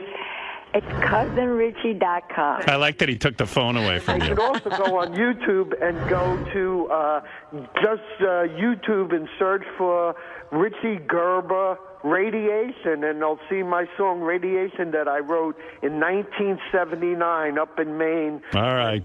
I'm going to check that out. Check it out. Go ahead. That's it. All right. Hey, thanks, guys. Thanks for calling. I do appreciate it. I love you, Howard. Love you, too. Thank you. Tell Bye. Julie I love her, too. Bye-bye. Bye-bye. Bye. Right. Listen, you know what? I know they sound like they're alarmists, but they're onto something, I'm telling you. Yeah, but you don't understand how it travels. It's in the air. In the air, you can't avoid. So I should go to California. I'm going anyway because I got to go visit my daughter, and also we have a wedding I go to. Again, the level that gets there, what they're trying to explain to you, Howard, is you're not getting the doses from being near the reactor. I'm getting it from the environment. I get it. And you're getting additional radiation, and we're already living through radiation because of all of the electronic equipment we keep around us all the time. He's saying, you don't need any additional radiation. Right. We have enough. I can go near Japanese people, though, right? They're safe. Not if they just come from that reactor. Oh, great. See me running down the streets.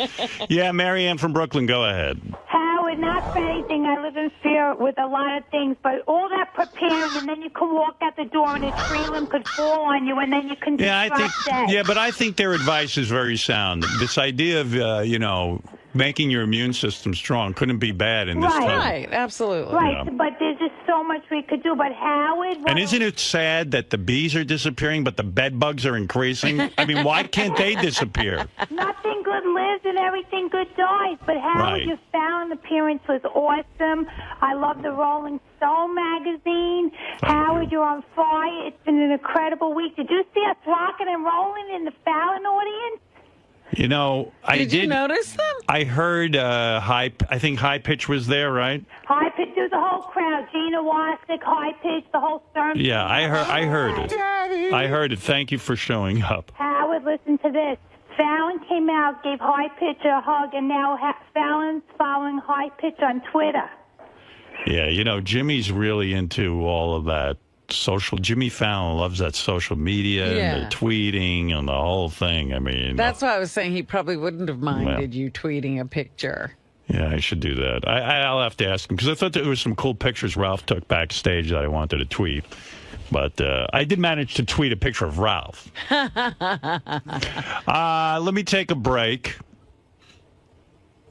What, you think my cousins are being paranoid? I don't think so. No, I thought they were saying that, you know, it was doomsday. Right. But all they're saying is, you know, we need to start being aware of all the radiation we're around already.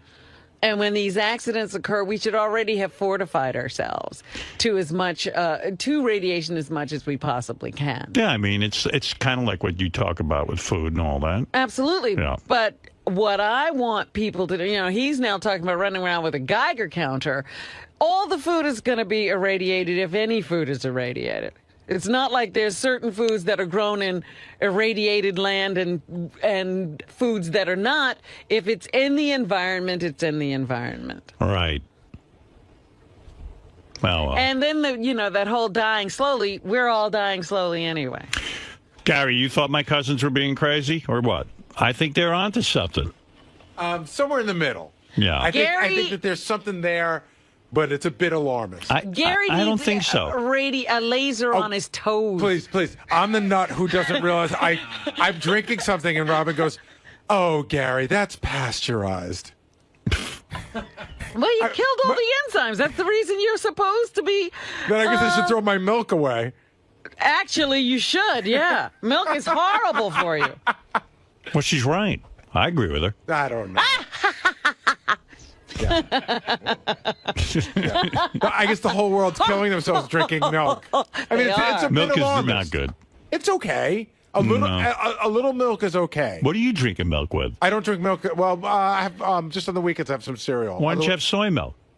I don't like it. Sometimes I have. So what? Sometimes I have it. Yeah. Sometimes I have it. Why don't you eat rice and shine? All right, look, I got to take a break. I don't know. I find the whole topic fascinating. I was actually talking to Richie and Julie over the weekend, and they were explaining to me some of this stuff. And I can't say they're off base. And believe me, I'm not some conspiracy theory guy, but I'm telling you, the older I get, the more I see how the government lies to us. And quite frankly, it's not even lying. They don't even know. Like, you look at the World Trade Center. They were telling everyone it was safe. I'm sorry, but they knew. Well, okay, let's assume they don't. Or let's assume you can't see particles in the air and not realize that's going to hurt your lungs breathing it in. Listen, so the thing is, you do have to look at this stuff. You can't trust that the government's going to tell you, whether you believe they're, just naive or they don't care or whatever, or that they're genuinely lying. Any way you take it, I admire my cousins for looking into it. I do.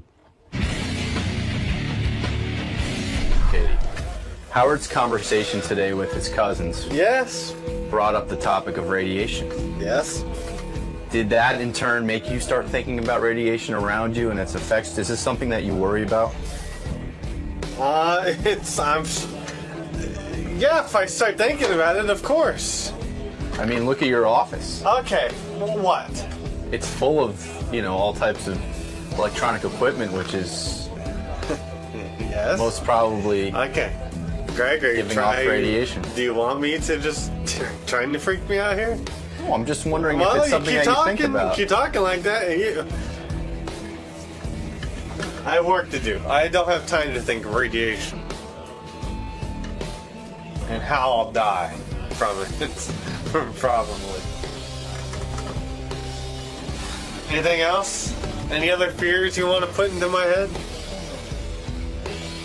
You know, I'm just saying some of that fast food you eat might not be good for you either. Get the fuck out of here, alright? What, the radiation situation is going on in Japan right now? I think everybody should be nervous and worried and shitting their pants.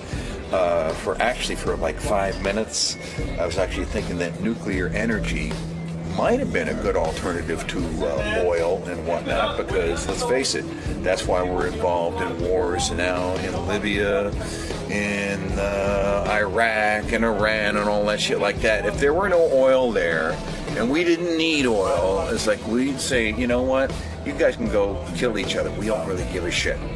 But the fact of the matter is we need to find a different way to power this nation.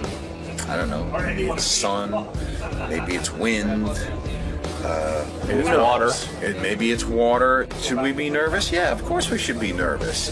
I'm just wondering how far it's going to go. It's like, when your Toyota comes over and they put it on the dock, it's like, will it be glowing in the dark? Well, at least it'll be easier to find your car at night.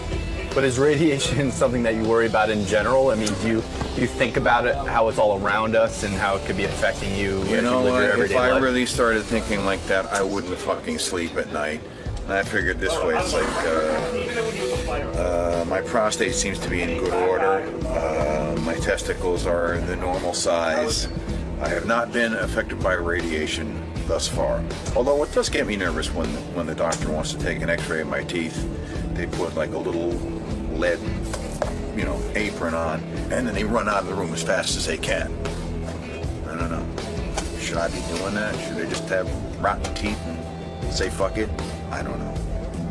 But your overall feeling is you have to live your life without these constant worries. You have to live your life. Let's put it this way. It's like, hey, the people in Love Canal, until their fingers started falling off, they didn't know there was any problems.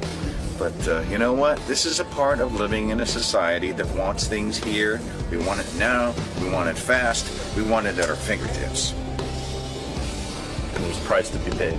A price to be paid, Greg. Absolutely right. You should have a show. I'm telling you, Greg, you should have a show explaining to the world why radiation is a necessary force in our universe. I think a topic like that would only make more people cry, and I don't want to do that anymore. Yeah, I know. It's like, between the radiation in Japan and the fact that 𝗦𝗫cie cried last week, it's gotten me very upset. Howard spoke with his cousins today, and one of the central focuses of their conversation was on radiation. I think cousins are very important to have. Cousins are what make this world go around, and I think your question about cousins is that cousins are great. I mean, who doesn't like cousins? Everybody loves their cousin, unless it's an unlikable type of cousin. But I agree that cousins are a good thing to have. Well, I was going to actually ask you about radiation, but I think that pretty well covers it. Still covers it, I think. Yeah, it's one of those. Well, if you have radiated cousins, then that could be a problem, but they're still cousins, so you gotta love them. Even if they're radioactive?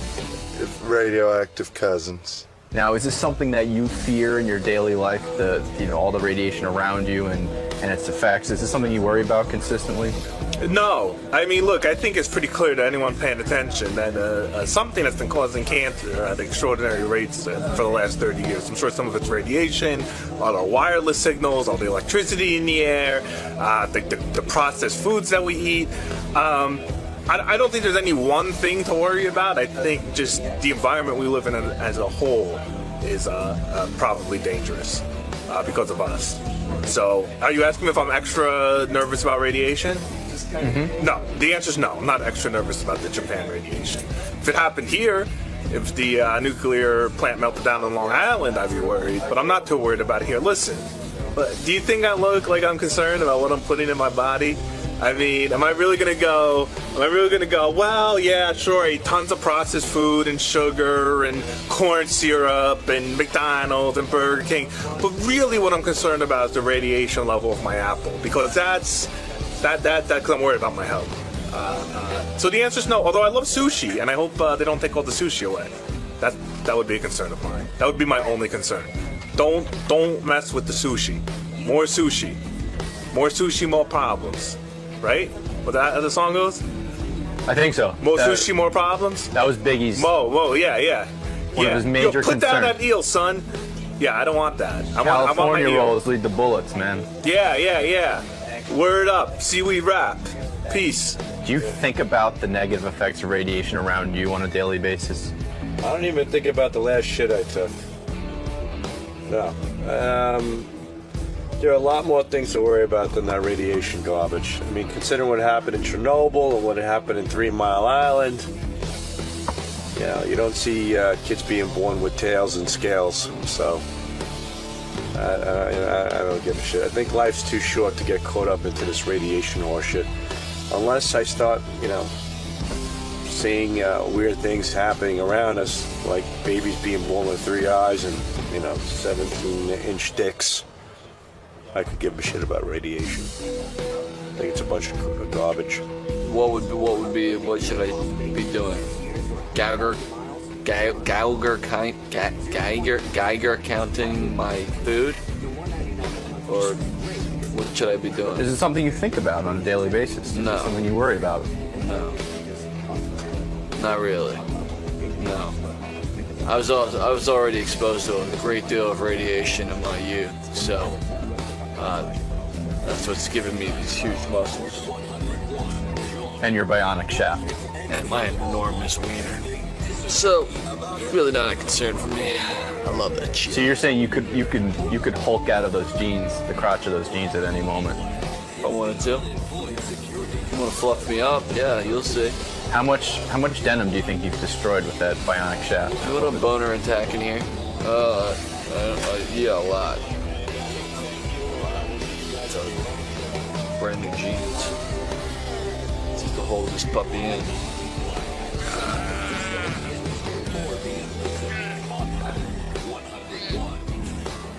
So you're pro radiation? I think I just shit myself. Do you fear the effects of radiation? I don't try not to think about it, dude. That's all. Take it day by day. You never know what's going to happen. You can walk out the door and get hit by a bus. So you view it as something you can't control? Exactly. It's going to happen. It's going to happen. There's nothing you can do about it. You can't hide in the closet. You can't hide under the floor. It's not going to work. It's going to get you, no matter what. You know what I'm saying? Kind of sad, man. Yeah, it's sad. Look what happened to those poor people, man. They had to run away from their houses. Look at them. They don't know. They don't know if they're exposed to it. They don't know what's going on. They have no clue. You think they have a clue? You think they're going to tell everybody, too? They ain't telling anybody. They ain't telling anybody nothing. But you're saying you got to live your life. Exactly. Exactly. There's nothing you can do about it, man. When your time is up, your time is up. Nothing. Nothinng. Nothing. Nothing you can do about it, dude.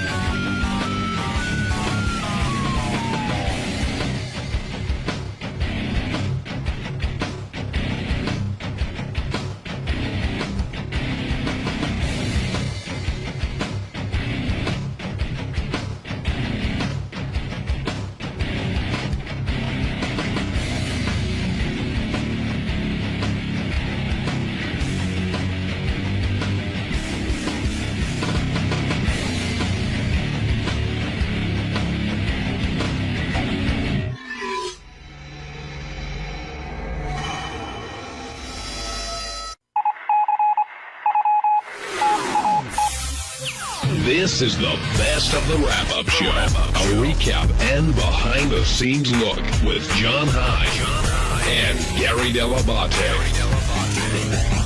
The best of the wrap-up show begins now. On Monday's wrap-up show, we discussed Robin drinks wine not to get buzzed, but for the taste. And no one agreed. We were all shocked and angered.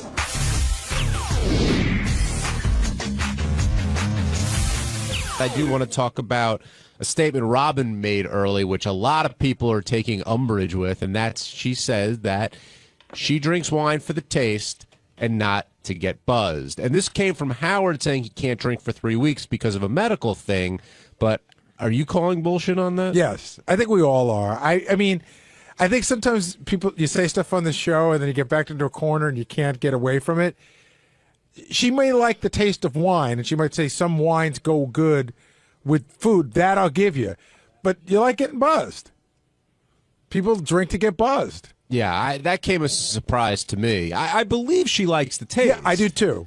But, yeah, you want it to alter your mind a little bit. That's the whole point. It relaxes you. Yeah, if you missed it, here's what Robin had to say following up on Howard. The only thing that concerns me is what you say about your drinking. Right, go ahead. You know, you do it for comfort. Like in social situations, you like to get a buzz on so you'll feel more comfortable. And also, I like the taste. I do like the taste of wine. I understand that, but, you know, it's that thing of using the booze to loosen up. Yeah, I definitely do that. A purpose. That means you're not just drinking for the taste. Yeah, absolutely. You're drinking to loosen up. To feel more comfortable and to be able to fit in a social situation. Yes, that's definitely true. Yeah, and that bothers me because you shouldn't be doing I just assumed everybody did that. What would be the point? They do, but that doesn't make it right. Oh. You know, if you're just drinking for taste, then have fruit juice. It's 10 times better. Oh, no. I love the taste of wine. Yeah, and also you like that warm buzz that comes over you. No, I don't. Again, I don't. Bullshit. Why is it wrong to want to drink and loosen up a little bit when you're in a social setting? I don't mean get drunk and vomit. You want to drink and loosen up. I think what she was alluding to, and Robin, if you're listening, come down. You can explain yourself better than I can. But I think what she was alluding to is she felt bad because Howard's relying on the booze in order to make him be that way. You know, he needs it in order to get in that kind of mode. That would make him an alcoholic. By the definition of what alcohol is, if you need liquor to perform some sort of thing, that makes you an alcoholic. That's the path I thought she was going down. Did you take it differently? Yeah, 100%, and I think maybe what she was saying is it would be great, or I'm going to put words in her mouth, like I think it would be good if you learn to do the same thing psychologically, which is really hard to do for everyone, I think, for most people. Without the drinking. But she also said there were times where she'd be at parties and just feel sad for everyone. That weirded me out. That weirded me out. I mean, I don't know that we've ever gotten so drunk that we're sad. You just get drunk. It's weirder to be... Listen, I've been at parties where I've been the only sober one at the party. Like I went on this diet like a year and a half ago, so I didn't drink for like 3 months. And I went to a neighborhood party, and I'm like, man, these people get loud. They spit in your face, when they're talking and everything. But it's just different. I didn't feel bad for them. Larry and Philly, you're on the wrap-up show.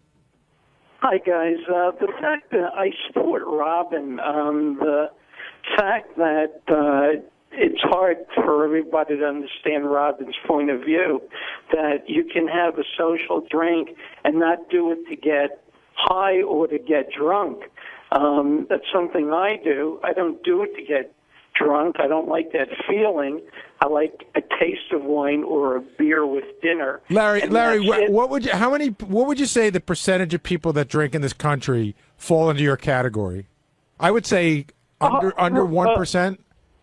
Yeah, it is, but it's like trying. Let me just explain this.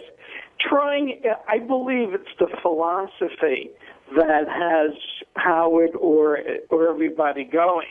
You don't have to get drunk. You don't have to do that. I mean, it's fine to drink, and it's fine to do whatever it is that you choose. Hey, Larry, the argument wasn't like getting drunk. Are you saying that you don't? I think what people were surprised by when Robin was like, "No, I don't even like I'm not into the effect, the intoxicating effect. I'm not either. So you're not. So it's not even. You're not. It's not an extent argument. You're just. That's not the enjoyment for you at all. Right. Yeah. It's a philosophy. For example, I mean, I'm 63. When I was smoking weed, or occasionally one time dropping acid or something, I did it for. You just did acid for the taste? No, I did it to learn to understand something. That was my philosophy. If you come now, there is no philosophy. Somebody takes something just to get burned, and there's no experience to learn, and there isn't any experience to do anything. Larry, I can't tell you how pompous it sounds about the philosophy of drug taking. I mean, it's your thing. I get it, but it sounds pompous that somebody's taking drugs incorrectly. Well, perhaps I might take it too seriously, and I might agree with you, but you don't have to do something to get extreme. That's all I'm... To get what? You don't have to do something to get extreme. That's all I'm saying. And I think, thanks, Larry. I think that's what Robin was saying too, in a way. Like, you shouldn't need that in order to act that way. But that argument of drinking without the buzz, it's like, you're smoking just to exercise your lungs. That's not, I'm having that's sex, but I don't want to finish. No, but I do get that. I always thought it was ridiculous because I hate the taste of beer, but then people drink non-alcoholic beer. Yeah, that's a whole other thing. Those are people who used to be big beer drinkers and just need to pretend they're still. I don't know what that's about. Yeah. Non-alcoholic beer is the dumbest thing ever fucking invented. It just is, because I wouldn't drink beer unless I was getting drunk. I got one use, Gary. My friend's wife drank it when she was pregnant at like barbecues just because she missed the taste. I mean, to each his or her own. Let's put it that way. On Tuesday's wrap-up show, Gary mentioned that the fact that Ronnie might ask Twitter co-founder Biz Stone to verify his Twitter account, and that just set Ronnie off. So much so that he came down here and confronted Gary, and things got heated, and it got a bit uncomfortable. Check it out.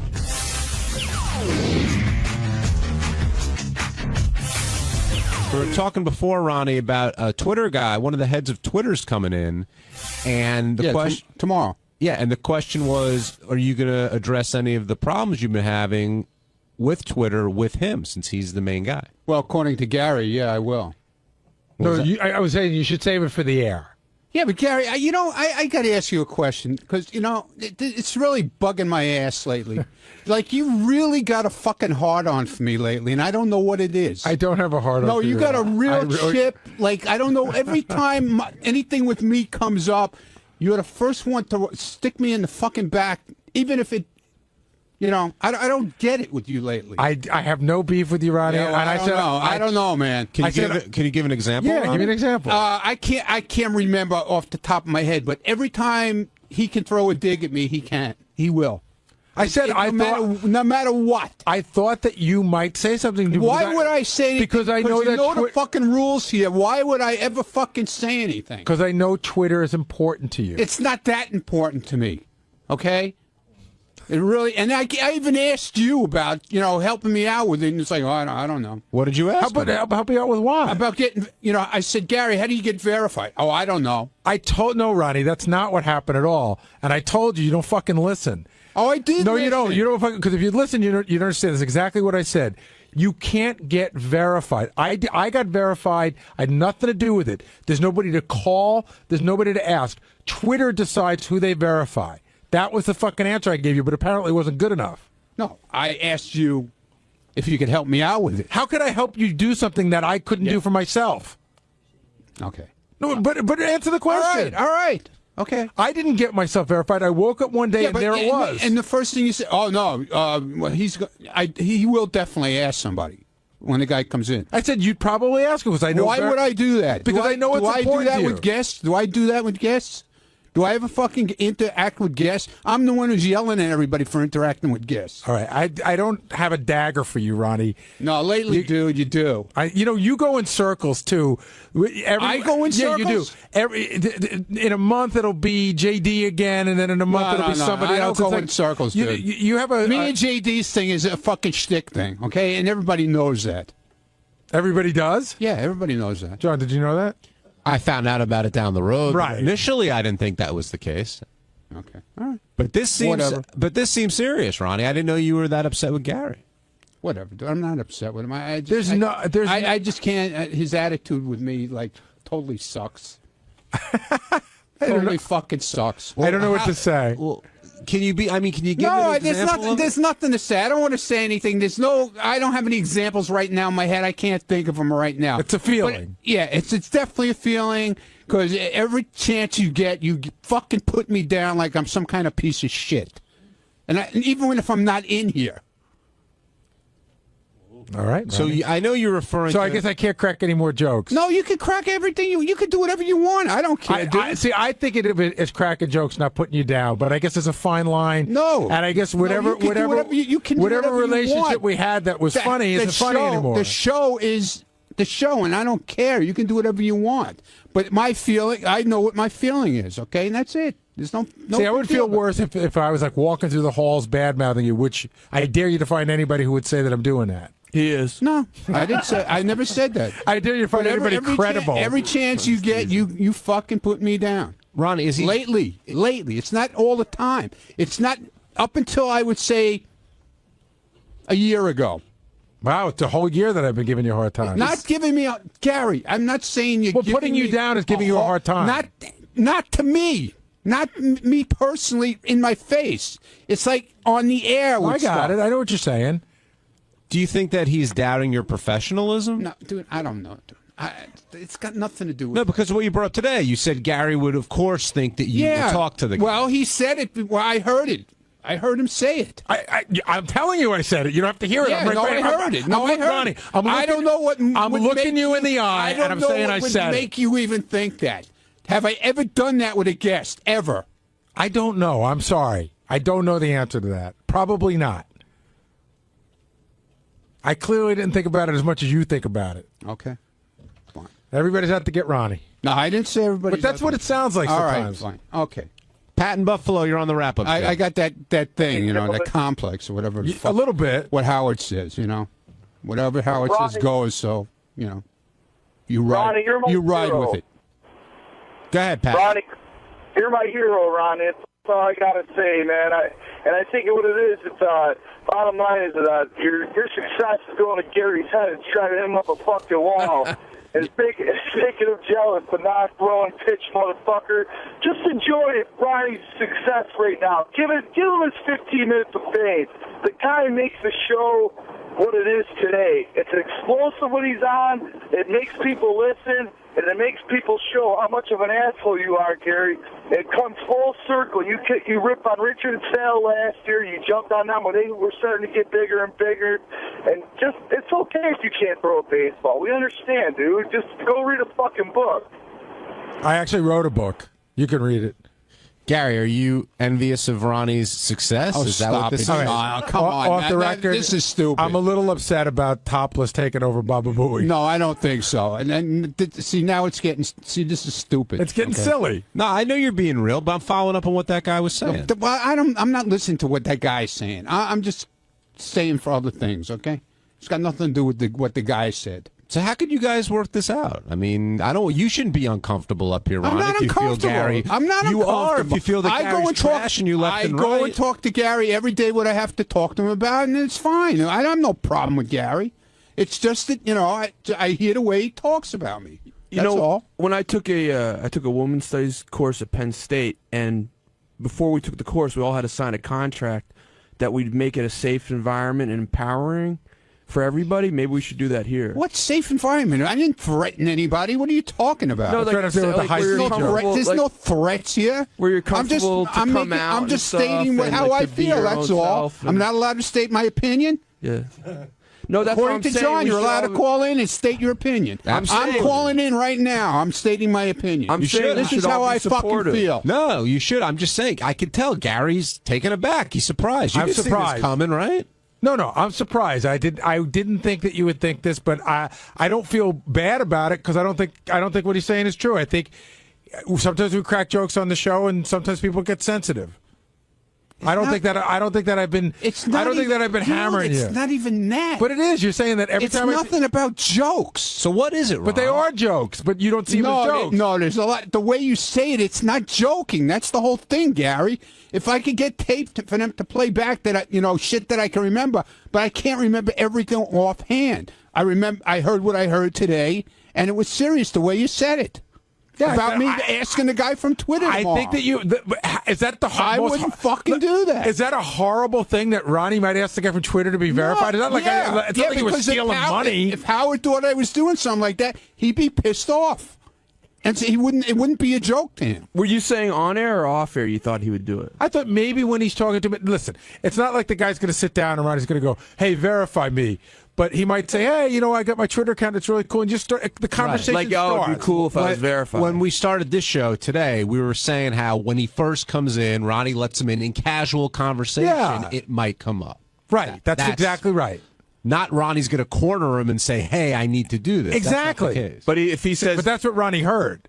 By the way, what you just said is what Ronnie heard, but not what we said. I didn't know being verified was that important to you. It's not, dude. The only good part about being verified, I can't have these fucking guys busting my balls. Oh, you mean... And have my fucking account shut down. Not that I... Look, I said yesterday, you shut my account down, I can't get it back, that's fine with me.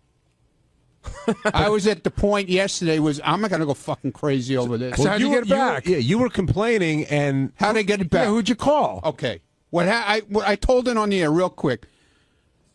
Oh, this is the 𝗦𝗵cie𝗄𝗿𝗍 girl. Yeah, right? so when this all happened... I got it. You got shut down. So who do you call to get it? Because it's hard to call somebody at Twitter. There's nobody to call. I didn't call. Somebody did it for The 𝗦𝗵cie𝗄𝗿𝗍 called.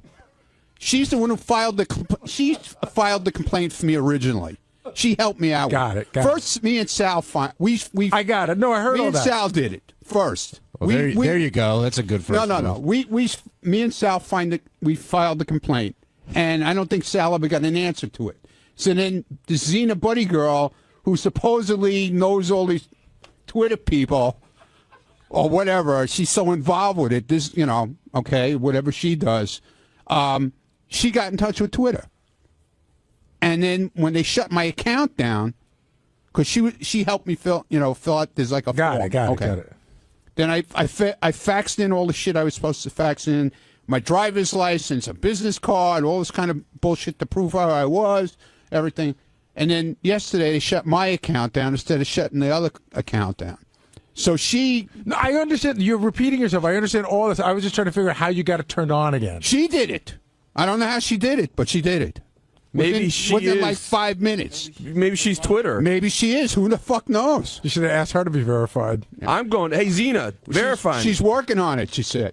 I didn't ask her to do it. But you can't work on it. Gary, who do you think wants to be verified more? JD. JD, yeah, JD absolutely wants to be verified. I think Ronnie would like it a lot. I think Ronnie would love it if he was verified. And JD wasn't. But hold on, I think this. You're gonna wait. You wouldn't love it if you got verified. Yeah, and JD I would. didn't. Okay, I would. But you know what? Me and JD, we always got along, no matter what. Okay, even if we fought, we always got along. I thought you and Gary always got along. So we do. And by the way, I don't believe you when you say you and JD always got along. There was a period of time where you guys were in here. With my show, and it wasn't shtick, and you were fucking with the pissed. show, yeah, I was pissed about that. So you didn't always get along. Yeah, but it started off as a joke, and it wound up to be, because right. He started joking with you, and then all of a sudden you didn't see the joke. No, but then because all of a sudden he got the power, and then he really fucking became. But you didn't see the joke in him getting the power? Yeah, I saw the joke in that. But still, somebody took this fucking show away from you. Would you be happy? Would you? If a guy like JD if Benji got the power and just said, "You know what, Gary, your show sucks.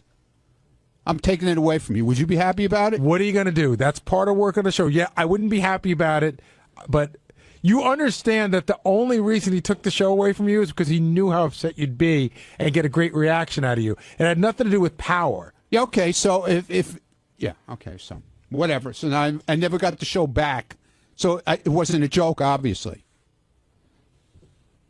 All right. Right or wrong? True. On Wednesday's wrap-up show, we talked about the big Twitter verification competition between me, Ronnie, Kaplan, Brian Phelan, and ultimately the old man won out. And watch us discuss it, and I tried to hide my jealousy and sadness. All right, now let's get down to the verification process. Yes. So all along, the plan was to have Biz verify someone here, and a lot of people wanted to be verified with different interests. Yes, a lot of us wanted that. And going in, it seemed like I thought JD was going to get it. We talked about it on the show. He wanted it, but Jason went in there, Phelan went in there, a couple other guys went in. And as it turns out, Ronnie is the one who gets verified. And the reason Biz gave was because other people had been posing as Ronnie. But Ronnie's been on Twitter for what? 3 weeks? A couple of weeks. But he also said, that I thought the other important thing he brought up was a lot of people wanted it for the wrong reason, meaning you shouldn't want to be on Twitter. Like Phelan said he wanted to be famous. That cut him right out. JD said he wanted to meet girls. No, I never said I want to meet girls. You said you want to get laid, I thought. No, Howard brought that up. And you said, yeah, that'd be cool. No. Well, but Go Ronnie ahead. had that compelling part, but he also had the fact, and this is what Biz said, that Twitter accidentally knocked him off of Twitter when they were trying to get the fake Right. Ronnie off of Twitter. He said that was part of his decision making. It's kind of like a make good. But do you think that JD or Jason or any of the guys who didn't get it could have done something differently to have been verified? Well, I said to JD that he probably needed to be. I thought his argument was as good as Ronnie's. He's just not as forceful when he speaks. JD's just sort of like, I'd like to be on it. But Ronnie was like, here's why I need to be on it. He was like, bang, bang, bang, bang. And then the whole time he was going, 30 seconds. Well, when he was calling out the 30 seconds. I get that. Hey, so funny. But he was looking at his watch. He was taking that very seriously, right, so JD? you looked right over it. I was expecting like a little hint of a smirk. He was all business. That was business, Ronnie. He can count. The boy We can all count. have, I think. I'm sure from the show. I know I do. I know you guys have said you do. We all have impersonators. And that's the nature of the internet and the nature of our show. So I bet we all will be verified eventually. I spoke to the people in the green room. There's a woman that was with him who he told me is like the heartbeat of Twitter. She's been with him before it was Twitter, when it was that other company. And she's like their tech person. She's got like a laptop and a phone. And she was asking me about my verification. I said, I don't know how it happened. And I was telling her about the timing of it, which was, I think I went on Twitter about a year ago.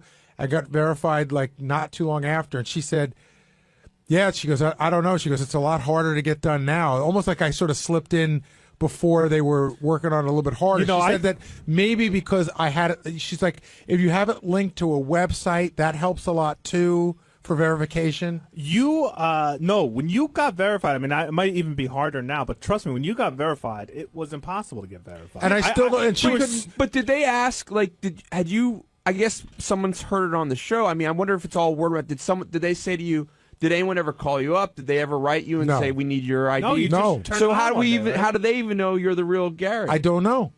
I don't know the Like answer to they're that. God or something. Why does getting verified mean so much to everyone?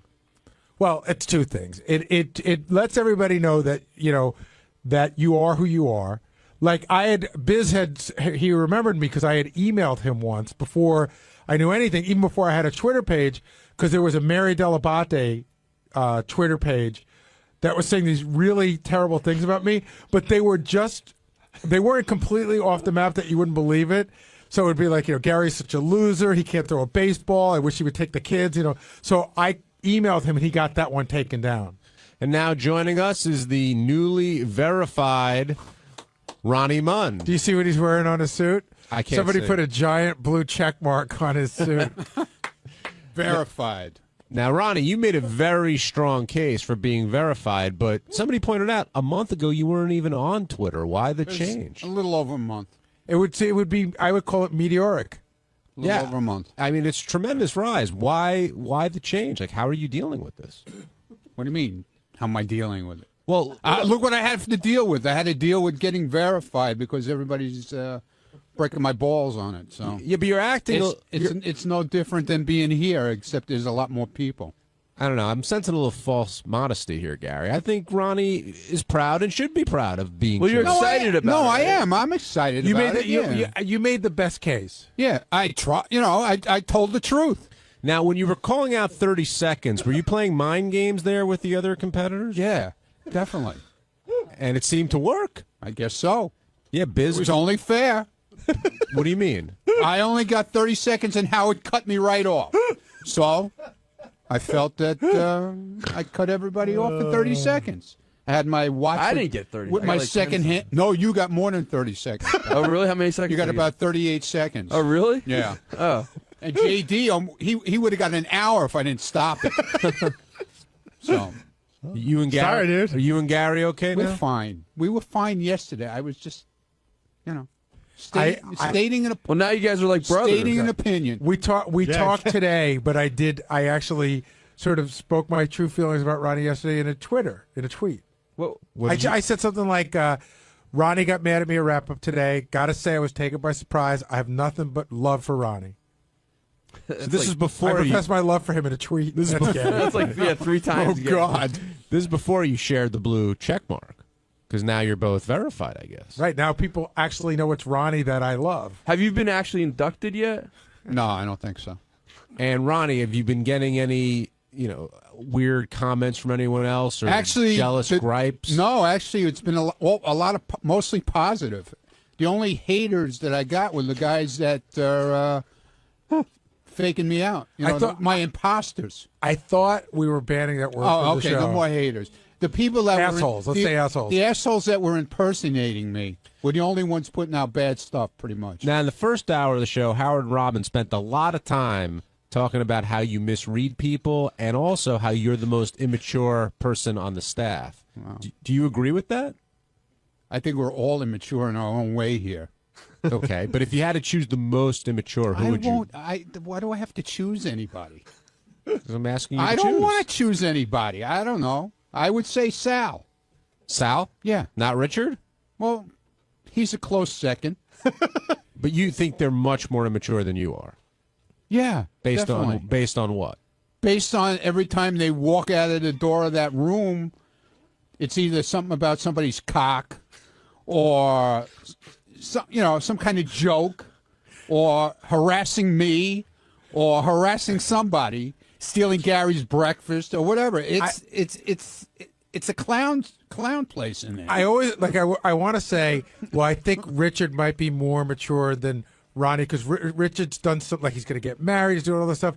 And I then did that already. And then I always go back to the fact that Richard tried to get elves to tuck him in that fucking hotel. And the thing that's funny is they showed up and Richard's like, tuck me in. And I was like, then I just think he's a big child. And he actually paid for that, And he too. paid for it. Yeah, But like okay. they were like horrified and they tucked him in. That just makes me laugh. Well, that's a fun way to look at it. Like, I was looking at, like, who can handle a crisis the best? And I don't know. Like, I think, like, who would get... I mean, I get frazzled on the show sometimes, a lot of times. I think I'm pretty good at handling... I mean, I don't know. Like, sometimes, JD, you don't seem to me like you're great at handling crises. Well, I try to avoid crises, actually.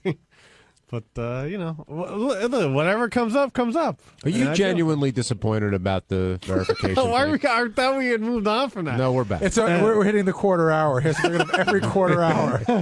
Sorry to disappoint everybody, but I have to leave. Some verified club meeting?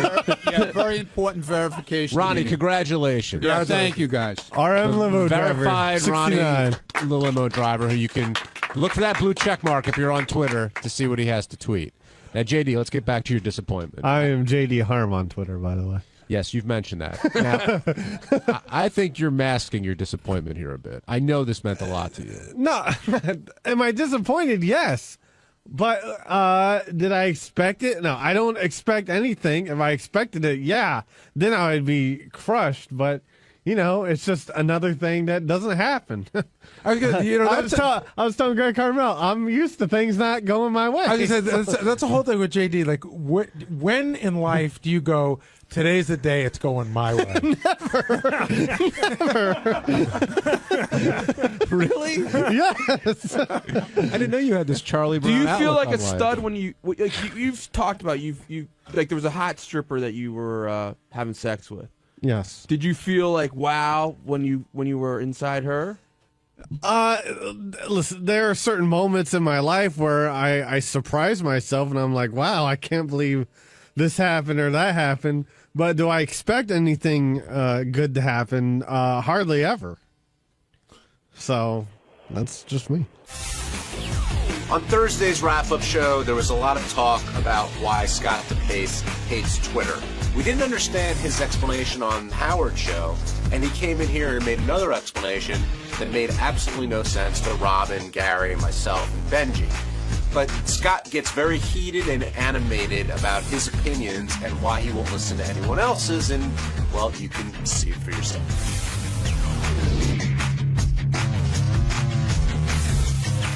Speaking of Twitter, Scott DePace explains why he won't follow me or Jason or those not worthy, even though he's a huge Facebook user. Listen, that service, the guy Biz said it yesterday, it was started as a way for anyone to just broadcast their thoughts. Right. I'm not interested in anyone's thoughts. That's okay. Hold on. Oh, God. Now, as to a certain celebrity, I guess I get that part of it, although it's not for me, so I'm not doing it. But I guess I could see why people would follow Robin or, Howard or whatever, or some sports guy, but not Benji, John Hein, or that was my okay. So here's what I would say. Even though you say you're not on Facebook a lot, why Facebook? How is it different? Facebook has that same thing. I think that's crazy. I don't want to know that some person just went to some had ice cream. So wait, is your question? Because let's just take away your anger about it. Because you seem like I'm angry that Robin can't understand it. No. But you either. just want a reason, like, hey, why am I interested? I mean, but it's kind of trying to explain, like, why am I into flowers? Or my argument was these guys were acting like idiots, wanting to be verified. And I just said, I don't understand Twitter. Your argument wasn't that they want to be verified. Your argument is, why would anybody want to follow certain people? Okay, right. And we agreed with you that some people may not want to, but you couldn't understand why others may want Brian to. Phelan. Right, okay, Brian's perfect. Camera operator. But he's on the show, and sometimes he's funny. And maybe say two people out there want to follow him. What's the harm? Every thought in Brian Phelan's head? Or do you know everything that Brian Phelan might be interested in? Maybe he has knowledge that you have no idea about, and a lot of people would want to know. But this is their outlet. Sometimes work isn't a complete, fulfilling outlet for people. The point that you're missing is that I'm not saying that you shouldn't be able to do it or you can't. I'm saying for me it's idiotic and ridiculous. No, you did say people should be able to do it. You said there should only be 1,000 people that you can follow. I was trying to describe what makes sense to me. That, yes, celebrities and people, those group, maybe it's 1,000, maybe it's 2,000, maybe that part makes sense. For me to follow Benji or Jason or John, it makes no sense to me. Scott, it's a waste of time. Scott, but that's not it's okay. A worthless argument. Let's say exactly. Scott, it's called an opinion. Scott, are you into leaves? Are you into leaves? A bad one. See, Scott, it's like saying, like, why should a website exist to identify leaves? Some people are into leaves. Right. That's a perfect example. You know.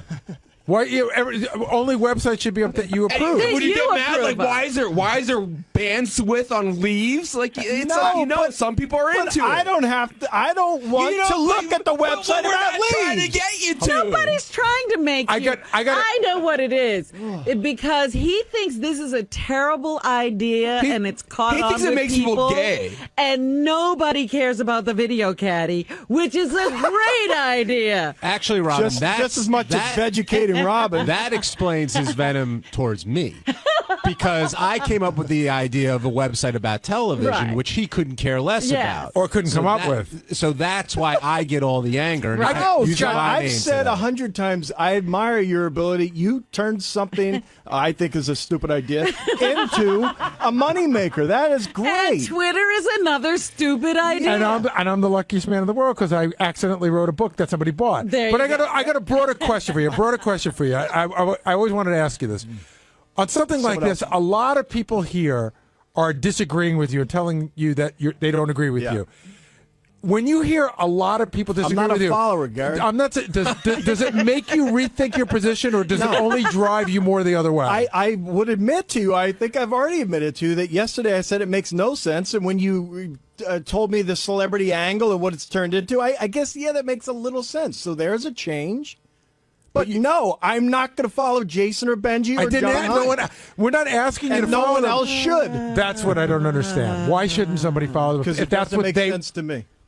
Yeah, but you don't. Wait. That's more than opinion now. Now you're stating as fact that what you think everyone should think. Scott, you don't understand if somebody, let's say, they're into TV. You don't understand why they may want to why they may want to follow me. That doesn't. No, because I think all reviewers, unless they get to see something that's everyone else can't see. If I could see the same thing, I don't want your opinion. What the fuck do I need you telling me whether I don't even know. So you only go to see a movie based on the trailer. You never you don't care what anyone says about it, or you don't read what anyone says about it. I got to be honest. I don't think I've ever went straight to a review to see whether I should go see a movie. I hear it from Howard, and then you take his advice. Swing. No, Howard's not a movie reviewer. My opinion. But Howard's not a movie. Who the fuck is he? Because he reads the 3 or 4 different ones. So what? John fucking watches TV more than anybody. Why wouldn't you take his opinion? So you don't take Robin's opinion into account? She talks because about a movie on the I would never get anywhere if I took everyone's opinion. There are millions of opinions. No, you take opinions of people you like. On a particular subject. Right. You're like Spock or something, man. Like you're not. It's not okay. You're not human. I told you he's not human. What if people are just like, hey, it's maybe fun. I'm more special. If you cut him, blue blood comes out. you get off on being a contrarian too. Like you love not. I disagree. No, he doesn't get off on being contrarian. He thinks he's better than everyone else. You just want everyone to be a contrarian. That's the difference. I'm just going to be myself. Well, yeah, of course, you guys like opinions that are all the same. But I happen to have a different one, and Scott, I get attacked for it. You're not. I don't care. You're not just saying I'm not into it, and it doesn't turn me on. You're saying it's stupid to be into it. I gave my opinion. I didn't say that Brian. I didn't tell Brian, "Hey, get off of Twitter." No. But you seem to be implying it's stupid for anyone to follow anyone that's not famous. I believe it's stupid. In my opinion, it's stupid for all of you guys to be on Twitter. For Howard, I get it because he's marketing something. That's a totally different thing. You guys, I think it's stupid. I think that anyone who follows you guys is stupid. I think all the people that went on my Facebook page is stupid. You're so lovable. That's true. Yeah. Why did you go on Facebook in the first place? I just told you this morning. Because you wanted to market the video camera. I thought, or other ideas. So why would you put pictures of your kids and your friends and your wife? And you with hair. I don't have pictures of my kids. Those are for friends. Only the Stern people, they have a couple of pictures of the show. I didn't know what to put up there. Put a few things, and then I decided it was stupid and never put anything up again. That was day 10. So it's like a monument to one day of stupidness. It's called social networking. Yeah, and I don't get it. I'll do all my networking on the golf course. That's it. All right. Hey, but he wants to remind you, by the way, people love him. Just not the ones we know. I like him. I love him a lot.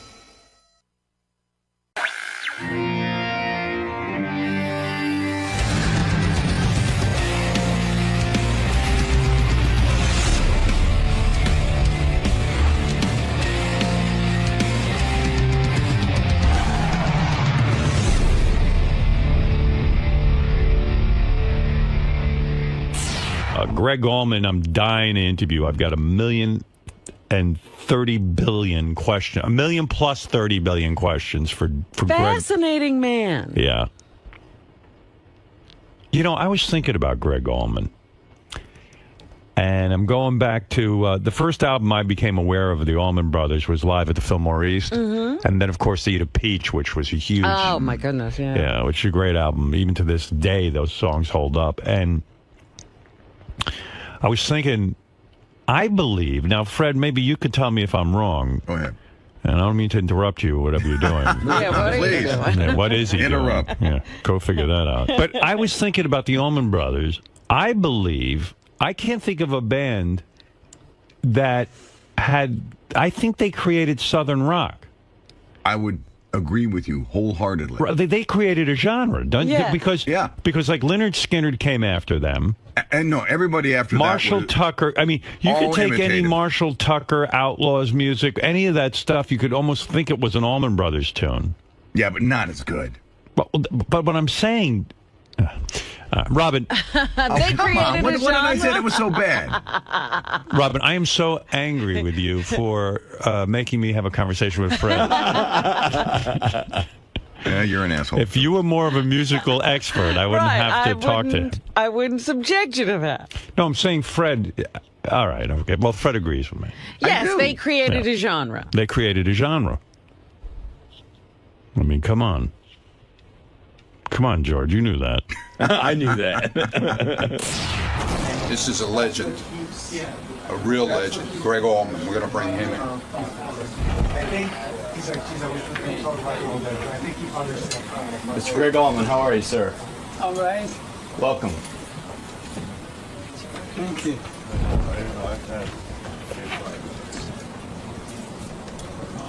Right this way.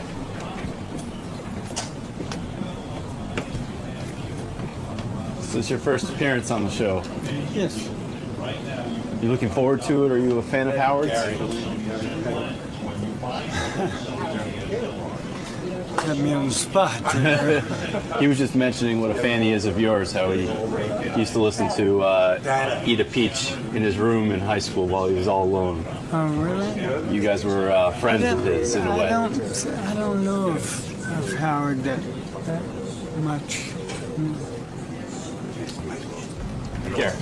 Yeah. Can I talk to you for a second? Sure. It's fine. You know what? Gary, this is a sort of an odd dynamic on today's show. I mean, he's obviously a very quiet guest, but Howard really respects him, you know, as a musician, and he just mentioned how he used to listen to Eat a Peach all the time. How do you anticipate Howard handling this interview, because he seems very fragile? I think he'll handle it like he handles anything. He'll sort of read what's going on and try to draw him out, and that'll take a little bit of time. But you know, I think Howard knows he's dealing with a quieter person, and he knows how to handle interviews like that. And I think it'll be. I told Greg's people, because they were a little reluctant to come in live, that this is going to be one of those interviews that everyone's going to be like, "Oh my God, your Howard interview was amazing." And he's not good. You don't anticipate Howard going to jump right in with tough questions. It's going to be a very slow. He's going to cater to the guest. I think so, yeah. I do. Could be wrong, but I don't think so. All right, you're about to meet a legend, George. Not William Shatner. It's Greg Allman, who put out a book, which shocked me, actually, that Greg even cared to put out a book. I can't understand how he had something to write. I don't think he remembers his life. Nah, Greg knows. There he is. There's the man. Oh my There's the man. There's the legend. Look at you. I knew I'd meet you one day. Hey there. What's happening?